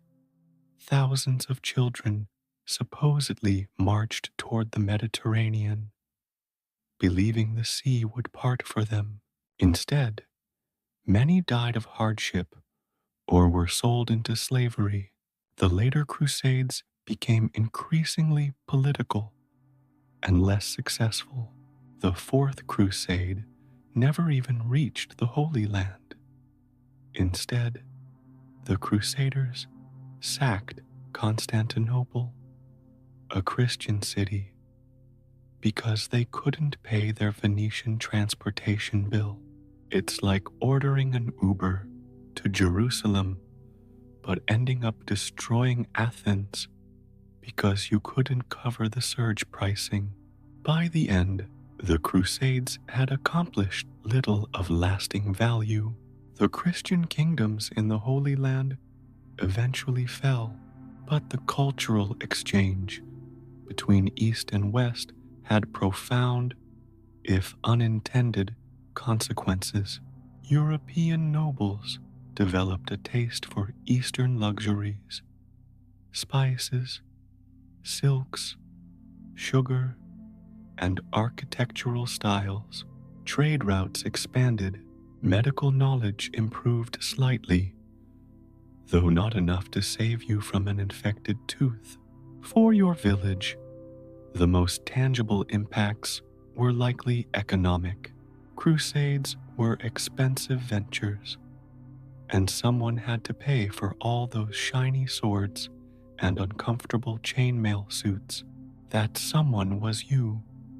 Through increased taxes and levies, noble families sometimes sold lands or rights to fund crusading relatives, changing local power structures. And if your lord didn't return a common outcome, you might find yourself with a new, unfamiliar master. There were demographic effects too. With many men absent or dead, women sometimes assumed greater economic responsibilities. Labor shortages in some regions led to slightly improved conditions for surviving workers, and occasionally, a crusader might return with ideas as well as scars, perhaps questioning traditional hierarchies after experiencing different cultures, or bringing back technical innovations observed abroad. But mostly, the Crusades were something that happened elsewhere, affecting your life indirectly at best. While knights were busy taking the cross and marching east, you were still taking the plow and marching to the same field you'd worked all your life. The Holy War was someone else's adventure. Your war remained the daily battle against hunger, disease, and the whims of nature. The Crusader's Tale, a journey through hell with a side of righteousness. Let's follow a hypothetical crusader. Let's call him Sir Geoffrey, a minor noble from a drafty keep somewhere in northern France. When Pope Urban II's call reaches him through traveling clerics, Geoffrey sees an opportunity. His older brother will inherit everything, leaving Geoffrey with few prospects beyond serving as a household knight. The crusade offers the twin appeals of spiritual reward and potential earthly gain. Geoffrey assembles a small retinue, a few household knights, some men-at-arms, perhaps a couple of peasants from his family's lands seeking adventure or redemption. Their preparation is rudimentary by modern standards. Some basic supplies, horses if they're lucky, and weapons that represent their life savings in metal. Their geographical knowledge is limited to crude maps and travelers' tales. For many, the journey will be guided by simply following the person ahead of them. The departure is emotional. Families gather, knowing they might never see these men again. Priests offer special blessings. Local women sew crosses onto tunics and cloaks. Perhaps Jeffrey's mother gives him a religious relic for protection, a splinter, supposedly from the true cross, or a fragment of a saint's bone. Everyone knows the odds of return are slim, but faith and the promise of spiritual rewards overcome fear. The journey itself is brutal. Medieval roads are little more than rutted tracks, often impassable in bad weather. Bridges are scarce, forcing dangerous river crossings. Maps are inaccurate or non-existent. Navigation relies on local guides who might be helpful, incompetent, or deliberately misleading. Jeffrey's party joins with other crusaders along the way, forming larger groups for protection. Logistics prove as deadly as any enemy. Medieval armies have no supply corps or organized commissary. Crusaders must either carry supplies, limited by transportation technology, purchase them, depleting finite funds, or take them by force, creating enemies. Jeffrey watches his men grow thinner as they progress eastward. Hunting supplements their diet, but large armies quickly deplete game in surrounding areas. Disease spreads rapidly through the ranks. Medieval hygiene is rudimentary at best, and large gatherings of people create perfect conditions for illness. Dysentery, typhoid, and various fevers sweep through the army. Medical care consists primarily of prayer, bloodletting, and herbal remedies of questionable efficacy. Jeffrey loses a third of his men before ever seeing an enemy soldier. The cultural encounters along the way range from awkward to catastrophic. Crusaders pass through regions with different languages, customs, and expectations. Some local rulers provide assistance, seeing the crusade as politically advantageous. Others view these armed foreigners as threats. Byzantine Emperor Alexios Myrkomnenos, who initially requested Western help against Turkish advances, is horrified by the undisciplined hordes arriving at Constantinople's gates. For many crusaders, including perhaps Jeffrey, this is the first exposure to truly different cultures. Byzantine Christianity, with its icons and Greek liturgy, seems alien despite shared faith. The further east they travel, the more incomprehensible the world becomes. Food, clothing, architecture, social customs, all differ from the familiar patterns of home. Some respond with curiosity, others with fear and aggression. Jeffrey's first battle comes not against Muslims, but against Hungarian villagers after a dispute over livestock escalates. This pattern repeats throughout the Crusades, violence erupting from misunderstanding, prejudice, or simple opportunism. The line between holy warrior and armed robber blurs easily when hunger and desperation set in. Upon reaching the Holy Land, if Geoffrey is among the minority who make it that far, the reality of warfare proves far different from chivalric ideals. Battle is chaotic, terrifying, and brutally physical. Heat exhaustion fells more fighters than enemy weapons. Armored knights, impressive in European tournaments, suffer terribly under the Middle Eastern sun. Unfamiliar tactics, like the Turks' mounted archery, render traditional Western fighting methods ineffective. The capture of Jerusalem in 1099 represents both triumph and horror. After a difficult siege, crusaders breach the walls and unleash unprecedented slaughter. Contemporary accounts describe blood reaching their ankles as they massacred Muslims, Jews, and even local Christians. Geoffrey, our hypothetical knight, might participate in this bloodshed wholeheartedly, seeing it as divine justice, or might be troubled by its extremity. Either way, he's witnessing the darkest expression of religious warfare. In the aftermath, those crusaders who survive face a decision: return home or remain in the newly established crusader states. For Geoffrey, this presents a dilemma.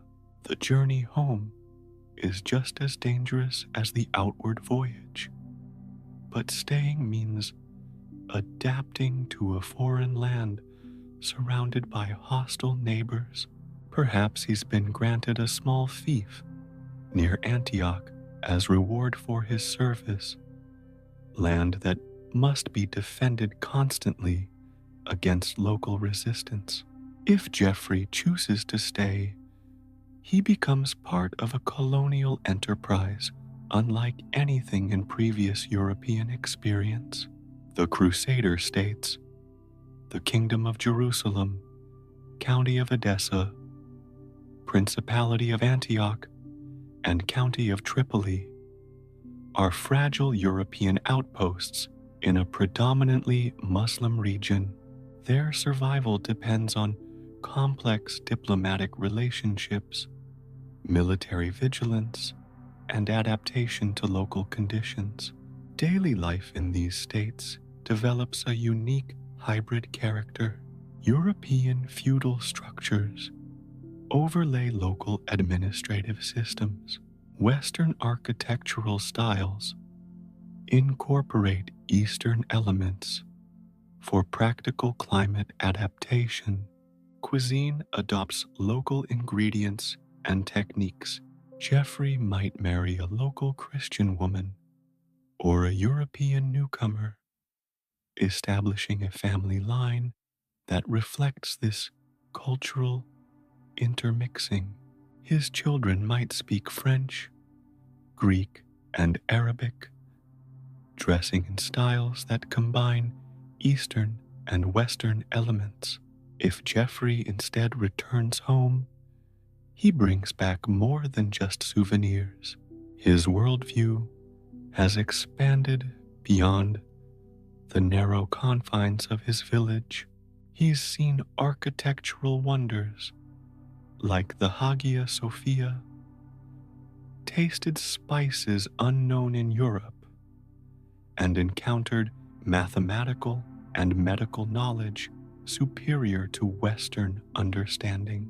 These experiences filter back into European culture, alongside more tangible imports like sugar, cotton, and damask textiles.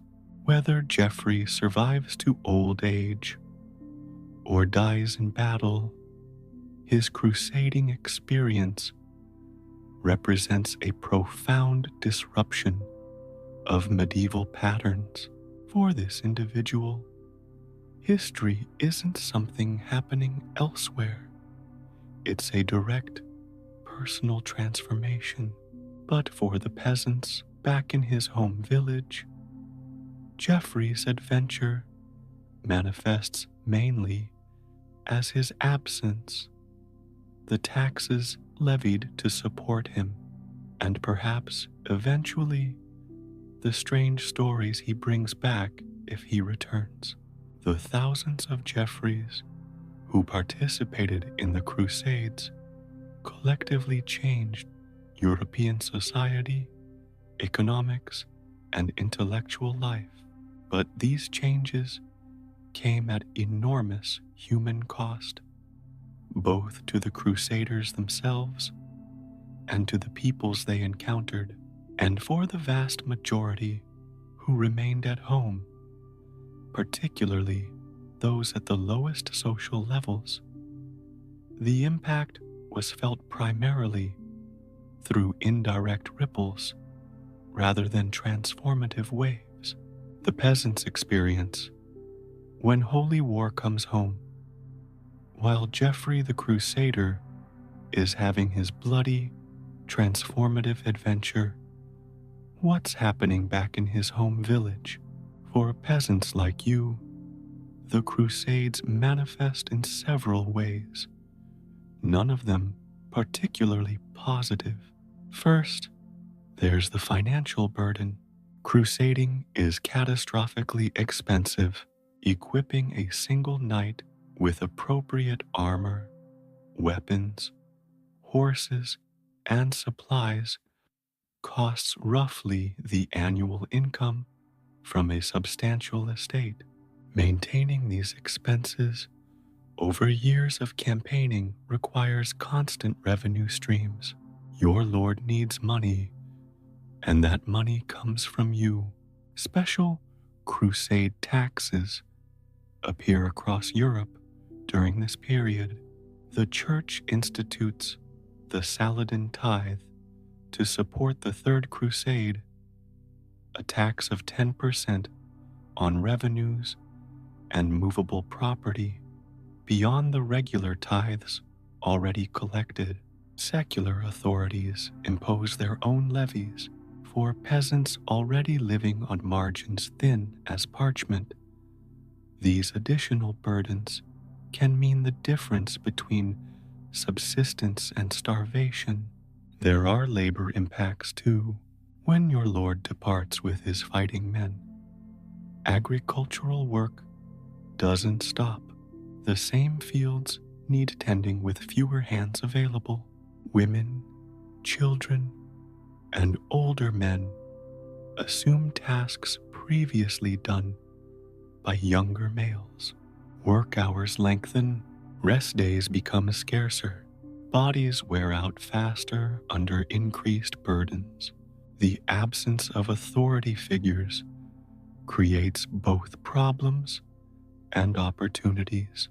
With the Lord away, his representatives, stewards, bailiffs, reeves, might govern more harshly to prove their loyalty, or more corruptly without direct oversight. Local disputes previously settled by manorial courts might fester without resolution. Bandits and wolves, both literal and figurative, grow bolder without the Lord's protection. On the other hand, some peasants find small freedoms in these absences. Traditional obligations might be overlooked amid the chaos. Customary restrictions might loosen without enforcement. In some regions, peasant communes strengthen during these periods, developing self-governance practices that persist even after authority figures return. The Crusades also directly touch village life through recruitment. While knights and nobles form the Crusades' backbone, they bring substantial numbers of commoners as infantry, servants, suppliers, and support personnel. Sometimes these recruitments are voluntary, with poor men seeing opportunity in adventure.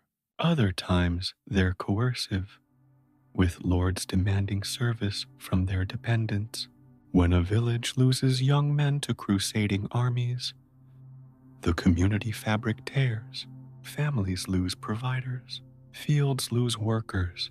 Potential marriages go unrealized. Children grow up fatherless. And most of these men never return, dying of disease, starvation, or violence far from home. Their fates often unknown to those waiting. For those few peasants who do return from crusading, reintegration proves challenging. They've seen wonders and horrors beyond their neighbors' comprehension. They've developed skills more suited to warfare than agriculture. They might carry physical injuries, psychological traumas, or foreign diseases. Some become village storytellers, their tales growing taller with each retelling. Others find they no longer fit within the narrow confines of rural life, becoming wanderers, mercenaries, or troublemakers. Religious life changes subtly too. The Crusades introduce new saints' cults, devotional practices, and religious symbols to village spirituality. Churches add crusading imagery to wall paintings and decorations. Prayers include special intentions for Jerusalem's liberation. Relics, allegedly brought back from the Holy Land, appear in local shrines, becoming objects of veneration and pilgrimage. Perhaps most significantly, the Crusades contribute to shifting attitudes toward religious difference.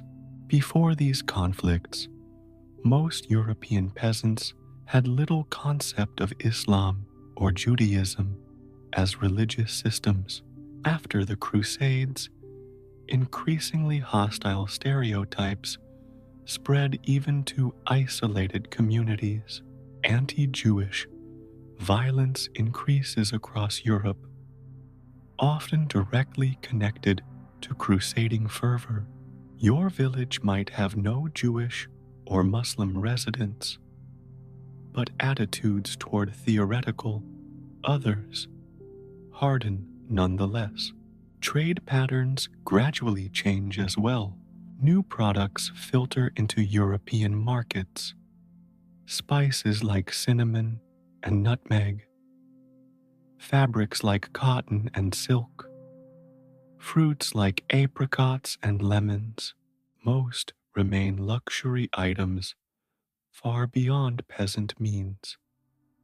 But occasionally, these exotic goods reach even rural markets, offering glimpses of distant worlds. More practically, improved trade routes eventually benefit agricultural exports, creating new markets for surplus products in some regions. Military technology transfers work both directions. European armies adopt elements from their opponents, lighter armor better suited to hot climates, improved archery techniques, different cavalry tactics. These innovations eventually influence local defense systems, changing how village militias train and equip themselves. Returning crusaders bring back weapon designs and fighting techniques that gradually disseminate through rural areas.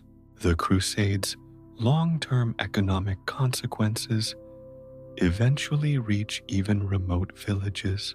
The Italian maritime republics, Venice, Genoa, Pisa, grow fabulously wealthy, transporting crusaders and later controlling trade routes established during these conflicts. Their economic power shifts European financial centers southward and accelerates the development of banking systems. These changes gradually alter market relationships, currency values, and credit availability even in agricultural regions. In some areas, particularly parts of France and Germany, the Crusades accelerate changes in land ownership patterns. Knights needing funds sell or mortgage their lands, sometimes to urban merchants or to the church. Some peasant communities manage to purchase greater freedoms or land rights from desperate lords. The rigid feudal hierarchy doesn't collapse, but it develops more cracks and exceptions after these pressures. Yet for all these effects, the most remarkable aspect of the Crusades' impact on peasant life might be how much remained unchanged. The basic rhythms of agricultural existence, planting, harvesting, maintaining animals and equipment, continued as they had for centuries. The fundamental social relationships, lord and tenant, church and faithful, family and community, bent but rarely broke under these pressures. For you, our hypothetical medieval peasant, the Crusades might register primarily as stories told at the tavern, slightly different prayers at church, heavier taxes during certain years, and perhaps the absence of men you once knew. The blood-soaked streets of Jerusalem, the political machinations of Byzantine courts, the theological justifications debated in papal chambers, all remain as distant as the moon, affecting your life through their gravity, but never directly touching your experience. And herein lies the fundamental paradox of medieval history from the peasant perspective. Events considered pivotal by historians often passed through rural communities, like wind through trees, bending but rarely uprooting the structures of daily life. The truly transformative changes, technological innovations in agriculture, shifts in climate patterns, local outbreaks of disease, rarely made the chronicles that defined history for later generations. The Magna Carta, rich people problems, slight benefits for you. Eventually, in 1215, on a pleasant meadow called Runnymede, a document was signed that would later be hailed as one of the foundations of modern democracy. At the time, however, it was more like a temper tantrum, formalized on parchment. King John of England was, by most accounts, a spectacular failure as a monarch. He lost most of England's territories in France. He quarreled with the Pope, getting England placed under interdict. No church services, a spiritual crisis in medieval society. He extorted money from his barons through arbitrary taxes, seized property at will, and generally behaved like someone who'd skipped all the how to make friends and influence people chapters in the medieval kingship manual. Eventually, the barons had enough. They raised an army and forced John to negotiate. The result was Magna Carta, the great charter that established, for the first time in English history, that even the king was subject to law. Now, let's be clear about what Magna Carta wasn't. It wasn't a declaration of universal human rights. It wasn't concerned with peasants, women, or commoners.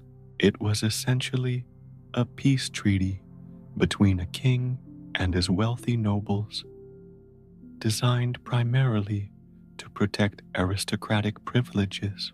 The barons weren't freedom fighters. They were privileged men protecting their privileges.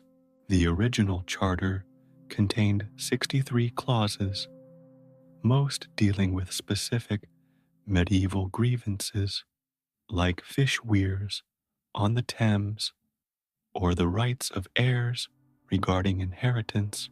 Only a few clauses contained principles broad enough to later be interpreted as foundations for wider rights. The most famous, Clause 39, stated that no free man would be imprisoned or dispossessed except by the lawful judgment of his peers or by the law of the land. Notice that key phrase, free man. That's not you, the average peasant. You're likely a villain, bound to your lord's land. The charter wasn't thinking about you at all. So why does Magna Carta matter to your medieval existence? In the short term, it probably doesn't. Your daily life of agricultural labor, religious observance, and trying not to die from minor infections continues unchanged.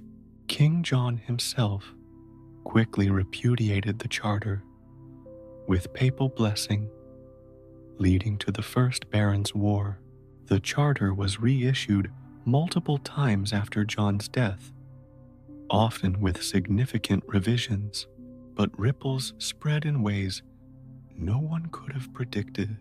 The idea that law stands above power, that authority has limits, that subjects have rights, these concepts, once formalized, proved difficult to contain. Over centuries, lawyers and political thinkers would return to Magna Carta, reinterpreting and expanding its principles to serve new contexts. By the 17th century, when England erupted in civil war, parliamentary leaders invoked Magna Carta against Charles II's claims of absolute monarchy. During the Enlightenment, philosophers cited it while developing theories of natural rights and constitutional government. American revolutionaries referenced it when declaring independence from Britain. None of this helps you directly. You won't live to see these developments. And if reincarnated into those later eras, you'd likely still be among the dispossessed rather than the enfranchised. But perhaps there's cold comfort in knowing that the social order crushing you is not, in fact, divinely ordained and unchangeable. The crack in absolute authority created at Runnymede will slowly, over centuries, widen into space for broader rights. In your own lifetime, the most relevant aspects of Magna Carta might be its provisions regarding local justice, clauses restricting the power of royal officials, requiring regular court sessions, and standardizing certain weights and measures could occasionally protect you from the worst abuses of authority. If your village has a particularly educated priest or a lord with legal knowledge, they might sometimes invoke these protections. More likely, Magna Carta passes into local consciousness as a vague rumor, something about the king having to follow rules now on particularly oppressive days, when taxes rise yet again, or when royal officials requisition your best livestock. You might mutter about the charter while nursing your ail. It's not much, but in a world where most suffering is presented as either divine will or natural order, even the concept of legal limits on authority is revolutionary. So no, Magna Carta doesn't transform your medieval existence. Your cottage still leaks, your children still die young, your labor still enriches others more than yourself. But somewhere, almost imperceptibly, a door has cracked open, a door through which future generations might eventually walk toward greater justice. Not you, though. You're still stuck in the mud, watching history pass by like a procession you weren't invited to join. The Black Death, when the apocalypse actually comes. In the autumn of 1347, Genoese trading ships docked at Messina, Sicily, carrying more than just their usual cargo. Aboard these vessels were rats hosting fleas infected with Yersinia pestis, the bacterium responsible for bubonic plague. Within 5 years, this microscopic organism would kill approximately 1/3 of Europe's population in what became known as the Black Death. For you, the medieval peasant, the plague might initially seem like just another distant disaster, something happening elsewhere to other people. News travels slowly in 1348, carried by merchants, pilgrims, and official messengers at the pace of a walking horse. But unlike political developments that might never touch your village, the Black Death is coming, and it's coming for everyone. Perhaps the first hints are troubling rumors. Travelers speak of entire towns where all lie dead, of symptoms so terrifying they seem like divine punishment. Blackened lymph nodes swelling to the size of eggs in the neck, armpits, and groin, victims coughing blood, death coming within days or even hours of the first signs. Some say touching a victim or even breathing the same air guarantees infection. Then cases appear in the nearest market town. Trade slows, food prices rise. Your local lord implements restrictions on movement, not out of public health concerns, but to prevent laborers from fleeing. The parish priest leads special processions to implore God's mercy. Some villages turn away all strangers. Others send away their own sick, forcing them to die alone in forests or fields. When plague reaches your village, the experience is apocalyptic. Medieval people had long contemplated the end of the world, hearing scripture readings about the 4 horsemen and Last Judgment. The Black Death makes these abstract theological concepts horribly concrete. The disease shows no respect for social hierarchies. Peasants die, lords die, priests die, often at higher rates, because they administer last rites to the infected. That troublesome neighbor who always let his pigs into your garden, dead.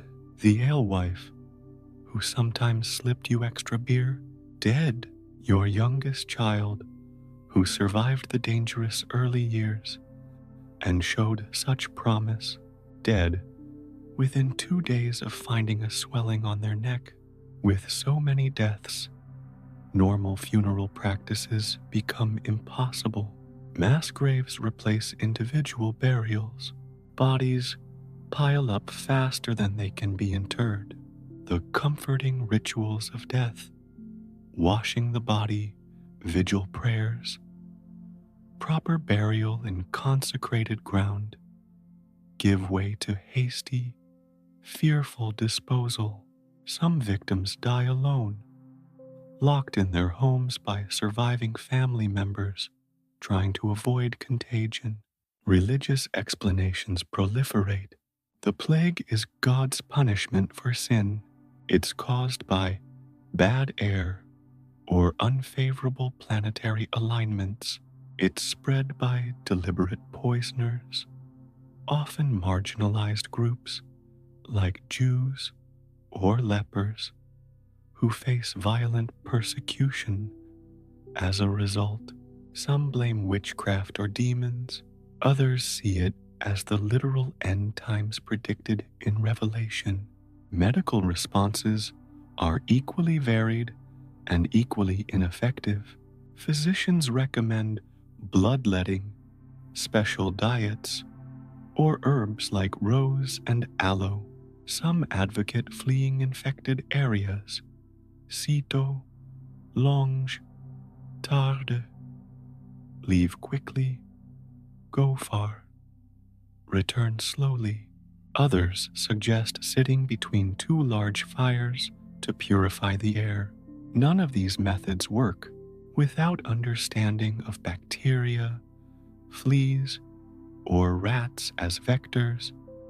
Medieval medicine is powerless against Yersinia pestis. More extreme religious responses emerge.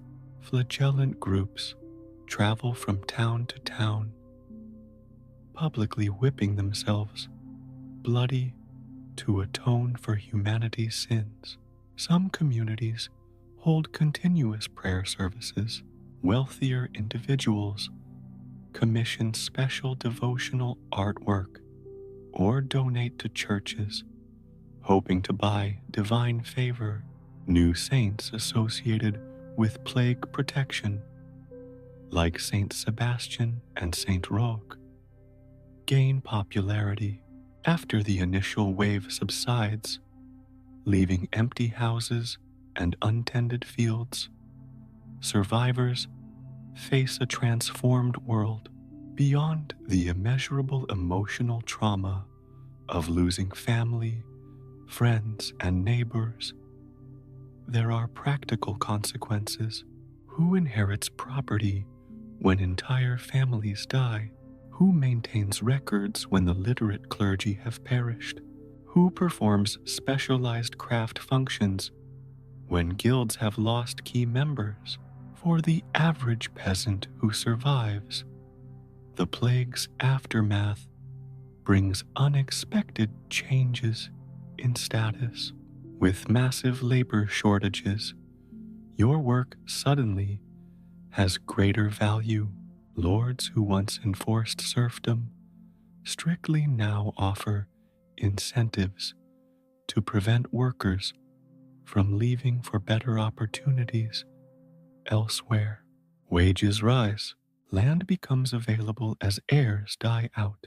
Women find expanded economic roles, entering trades previously reserved for men due to necessity. The psychological impact is harder to quantify, but equally profound. Art becomes more morbid, focusing on themes of death and physical decay. The memento mori, remember you must die, concept gains prominence. Literature grows more vernacular and less optimistic. Religious practice intensifies, but sometimes becomes more personal, less institutionally focused. A generation that watched half its world die develops a different relationship with mortality. Plague returns periodically throughout the late medieval period, though never again with such devastating impact. Each recurrence reinforces the sense that death is ever present, that prosperity is temporary, that God's ways are mysterious and often terrible, yet life continues. Fields are replanted, children are born, villages rebuild, though some never recover their former population. The Black Death marks one of the few historical events that directly, dramatically affected peasant life throughout Europe. Unlike wars between nobles or theological disputes among clergy, the plague was democratic in its destruction, and unlike slow economic changes or gradual technological developments, it compressed massive social transformation into a few horrific years. You, assuming you survive, emerge into a world with slightly more opportunities, but infinitely more ghosts. Your increased economic leverage comes at unimaginable cost. Every aspect of daily life, from labor agreements to inheritance patterns to religious observance, bears the imprint of plague. This isn't just history happening while you suffer. It's history happening through your suffering, using your body and your community as its pathway. The Renaissance, beauty blooms, while you still shovel, manure, while you're emptying chamber pots and scratching at lice bites. Something extraordinary is happening in the cities of northern Italy. Wealthy merchants and bankers are commissioning art that doesn't just depict flat, expressionless saints with golden halos, but actual humans with dimension, emotion, and anatomical correctness. Scholars are rediscovering ancient Greek and Roman texts, finding in them a humanism that challenges medieval thought. Architects are designing buildings based on mathematical proportions rather than just piling stones until they stay up. This is the Renaissance, literally the rebirth of classical learning and artistic innovation. It begins in the 14th century and accelerates through the 15th and 16th centuries, gradually spreading from Italy across Europe. And you, dear medieval peasant, will likely experience exactly none of it firsthand. The Renaissance was fundamentally an urban, elite phenomenon. It required wealth, literacy, leisure time, and access to educational resources, none of which you possess. While Michelangelo was painting the Sistine Chapel, you were painting your woodshed, except your paint was just mud and your brush was your hand. Nevertheless, the Renaissance eventually touches even rural life in subtle ways. The intellectual movements underlying it, humanism, scientific inquiry, classical revival, gradually filter through society, influencing everything from religious practice to agricultural techniques.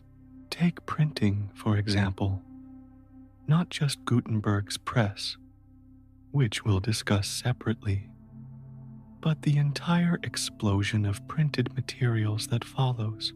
Before printing, books were luxury items, hand-copied by scribes, mostly containing religious texts. After printing, information spreads more widely and cheaply. By the late 15th century, printed almanacs with agricultural advice, simplified medical information, and basic astronomy become available even in rural areas. These almanacs might be the only printed material in your village, perhaps owned by the priest or a wealthy farmer. On winter evenings, someone might read aloud from them, sharing information about crop rotation, weather prediction, or simple remedies. This represents a small democratization of knowledge previously restricted to universities and monasteries. Renaissance advances in architecture and engineering gradually improve infrastructure. Better bridges, water mills, and road construction techniques developed in urban centers eventually benefit rural areas. Improved tools slowly spread through trade networks. Agricultural innovations like enhanced plows or irrigation methods sometimes reach forward-thinking landowners who implement them, though rarely with any reduction in peasant labor. The Renaissance period also sees shifting power structures that indirectly affect peasant life. As commerce grows in importance, traditional feudal bonds weaken in some regions. Emerging nation-states develop more centralized governance, sometimes providing more consistent, if not more just, legal frameworks.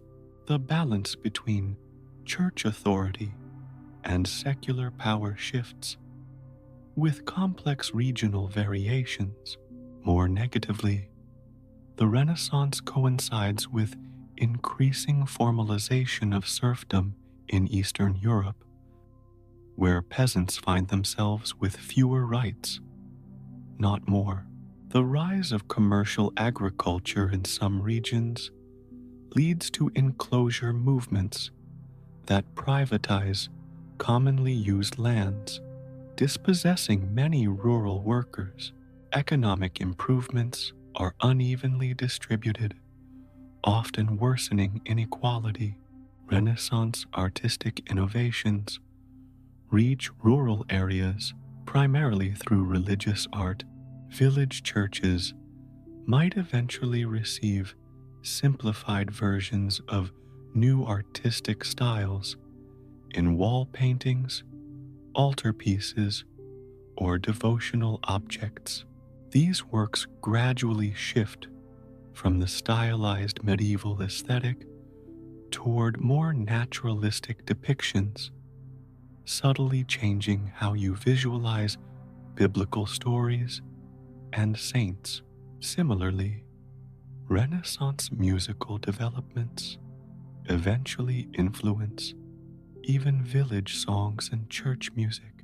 New harmonic approaches, instrumental techniques, and compositional forms slowly filter down from courts and cathedrals to rural celebrations and religious services. The songs accompanying your harvest festival in 1500 might have elements that didn't exist in your grandparents' time. Perhaps the most significant Renaissance impact on peasant life comes through religious changes. Renaissance humanism, with its emphasis on individual dignity and direct engagement with texts, contributes to reformist thinking within Christianity. This eventually erupts into the Protestant Reformation, which profoundly affects even rural religious practice in many regions. Depending on your location, you might find yourself suddenly expected to understand sermons in your local language rather than just observing Latin rituals. You might be expected to know basic prayers and biblical passages rather than simply following the priest's lead. In Protestant areas, saints' days and certain festivals might disappear, changing the rhythm of your work year and cultural life. But all these changes come gradually, unevenly, and often generations apart. The brilliant flourishing celebrated in art history books, Leonardo's inventions, Botticelli's mythological scenes, Brunelleschi's dome, remains entirely outside your experience. When historians write about Renaissance man as the multi-talented, educated, cultured ideal, they're not writing about you. You're still Renaissance background character number 7, shoveling manure just out of frame in the pastoral landscape. For every Medici banker commissioning artwork in Florence, thousands of peasants continue living essentially medieval lives well into the 16th century. The great artistic and intellectual awakening, often depicted as transforming European civilization, happens in societal pockets, affecting elite urban culture first, and filtering down to rural areas at glacial pace. So, while the Renaissance marks an important historical transition, its immediate impact on your daily peasant existence is minimal. Your concerns remain immediate and material: harvest yields, tax collections, weather patterns, family health. The fact that perspective techniques in painting have been revolutionized doesn't help your root cellar stay dry or your cow produce more milk. And yet, invisibly, the intellectual foundations of your world are shifting. Ideas about human potential, about the natural world, about authority and knowledge are changing in ways that will eventually transform even rural life. Not in time to benefit you personally, of course. History rarely works that way. Gutenberg's printing press, words spread, but you still can't read them. Around 1440, in the German city of Mainz, Johannes Gutenberg combined several existing technologies: movable type, oil-based inks, and a modified wine press, to create the first European printing press capable of mass-producing books. Within decades, presses spread across Europe, producing an estimated 20 million volumes by 1500. This represents perhaps the most significant technological revolution of the late medieval period, comparable in impact to the internet in our own time. Before printing, information spread at the speed of handwriting. After printing, it moved at unprecedented velocity and volume. For the educated elite, this transformation is immediate and obvious. Books that once required months of scribal labor now take days to produce. Texts become more standardized, with fewer copying errors. Pricing drops dramatically, still expensive by modern standards, but now within reach of merchants, lawyers, and physicians, not just nobility and clergy. Scientific and technical knowledge benefits enormously. Identical diagrams can appear in multiple copies of the same text. Mathematical tables can be reproduced without numerical errors multiplying through hand copying, medical treatments, architectural designs, and agricultural techniques can be precisely described and widely distributed. Churches and universities, previously the main repositories of written knowledge, find their monopoly weakened. Ideas can spread without institutional approval. Controversial or novel concepts circulate more easily. Translation efforts increase, making texts available in vernacular languages rather than just scholarly Latin. All this sounds revolutionary, and it was. But for you, the illiterate peasant, the initial impact is minimal. You can't read. Neither can most people you know. Literacy rates in 15th century Europe hovered around 20% for men and far lower for women, with significant regional variations. For rural peasants, rates were typically under 10%. Without basic reading skills, the printing revolution initially passes you by.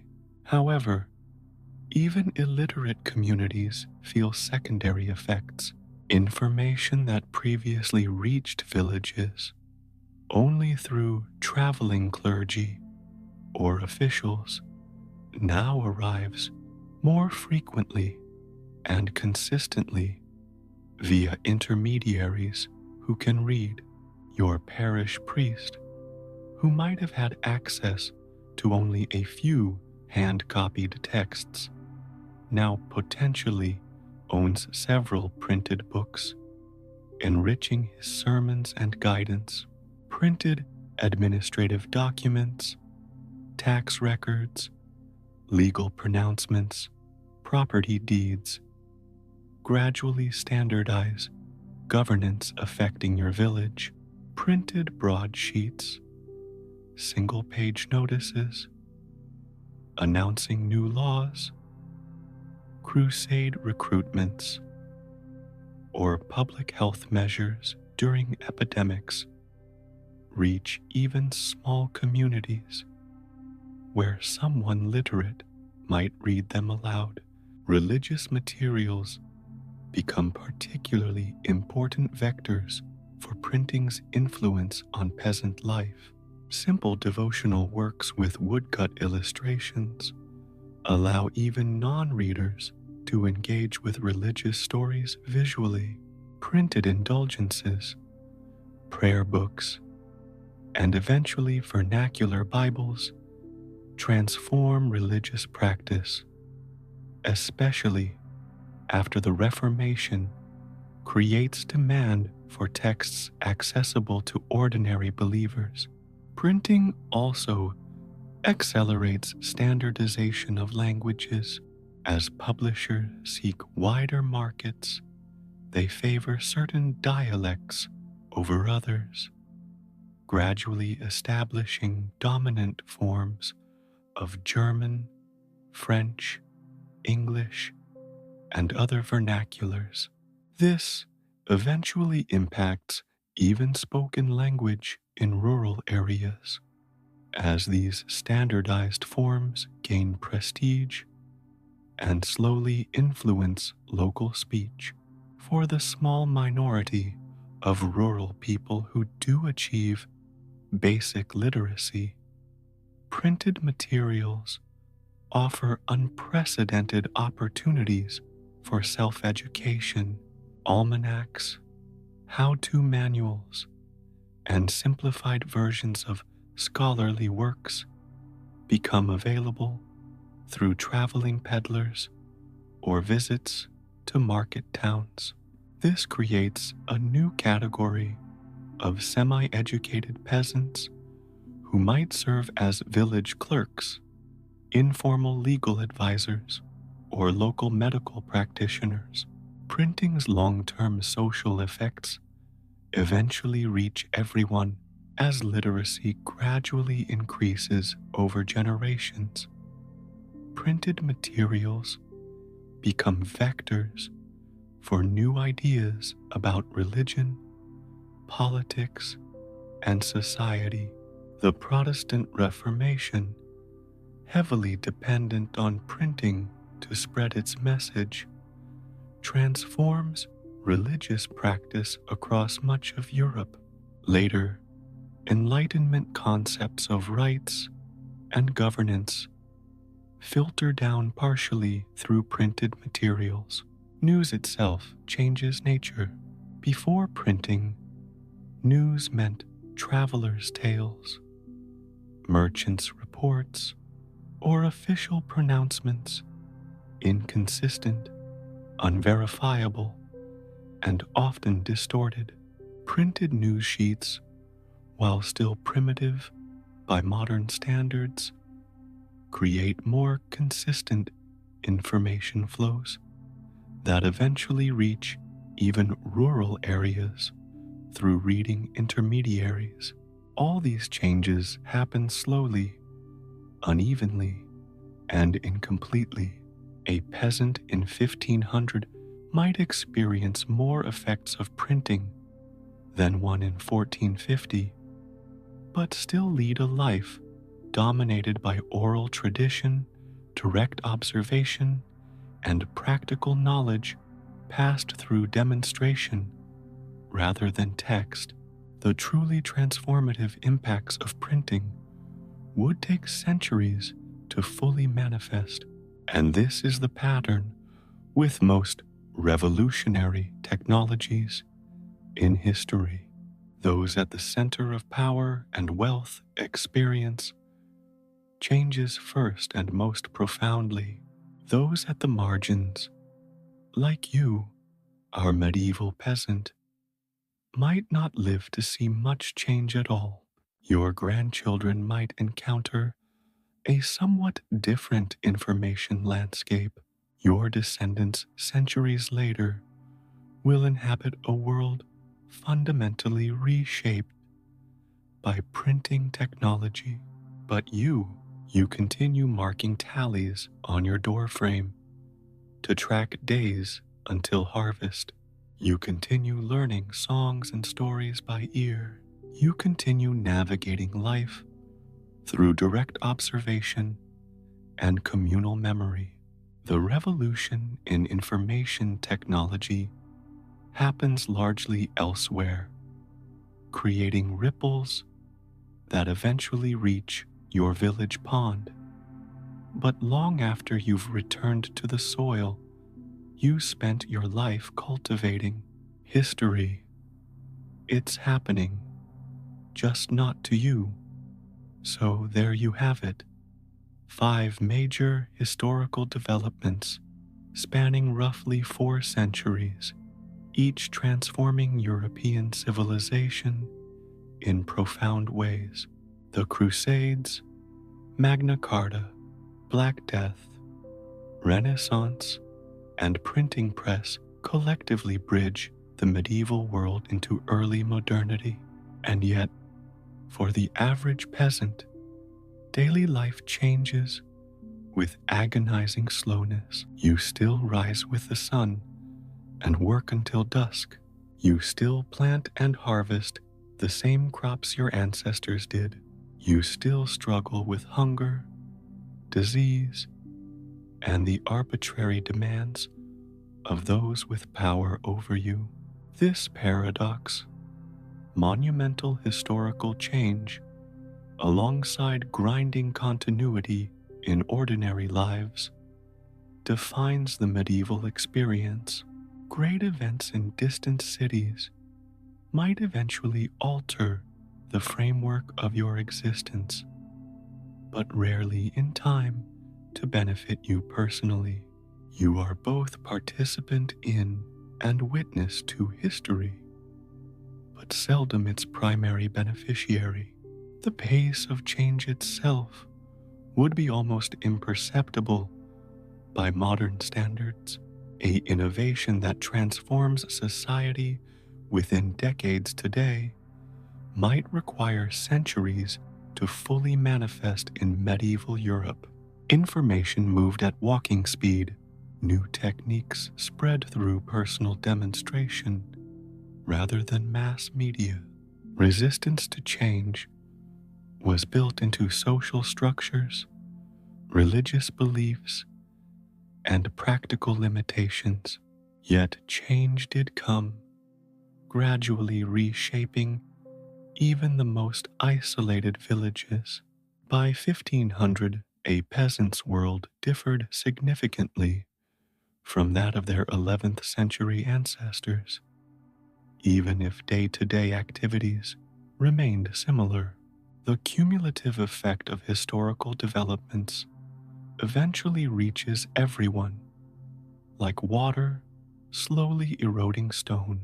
So, while you shovel manure and worry about winter stores, empires rise and fall, intellectual revolutions unfold, and technologies emerge that will ultimately transform human existence. You likely won't see these transformations complete. Your role is to endure, to maintain, to pass on what you know to the next generation. History happens while you suffer, but your suffering, your labor, your persistence, your small innovations and adaptations is also history, providing the foundation upon which more visible developments rest. Cathedrals and printed books cannot exist without the agricultural surplus your work creates, without the social stability your community maintains. You are not just history's observer or victim. You are its necessary condition, its invisible supporter. The tapestry of medieval life includes both golden threads of remarkable achievement and the rough brown weave of ordinary existence, each essential to the whole. So tonight, as you drift toward sleep on your straw mattress, your body aching from labor, your mind perhaps turning over some small village drama or worry about tomorrow's weather, know that you too are part of the great historical procession, not its celebrated vanguard, but its essential foundation. And who knows, perhaps someday, centuries after you're gone, people will find the humble pottery shards from your village, the foundations of your church, the pollen residue from your fields, and through these fragments, try to understand how you lived, how you endured, how you made possible everything that followed. That's the final irony of history. Those who write it rarely acknowledge those who make it possible. But without you, the peasant, the laborer, the ordinary person surviving extraordinary times, there would be no history to write. Now, as you lie there, hopefully drifting, take a moment to appreciate the tiny, modern miracles. A mattress that isn't stuffed with hay, a bathroom that isn't a bucket, hot water, toothpaste, privacy. You're not sharing your bedroom with livestock. No one's expecting you to wake up at dawn to dig a ditch with a stick. And unless you've personally offended the bishop, your soul is probably safe for now. If you made it to the end, comment, "Survived the pottage." Barely. It lets me know someone's listening, not just a medieval ghost with Wi-Fi and unresolved trauma.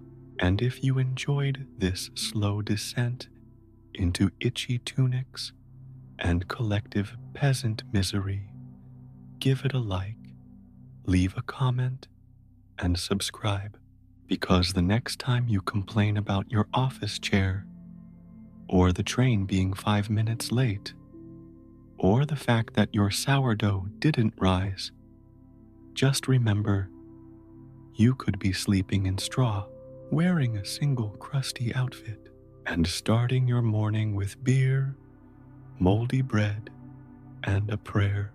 Sleep well, my friend, and may your dreams be free of lice, leeches, and that one neighbor named Jeffrey who never shuts up.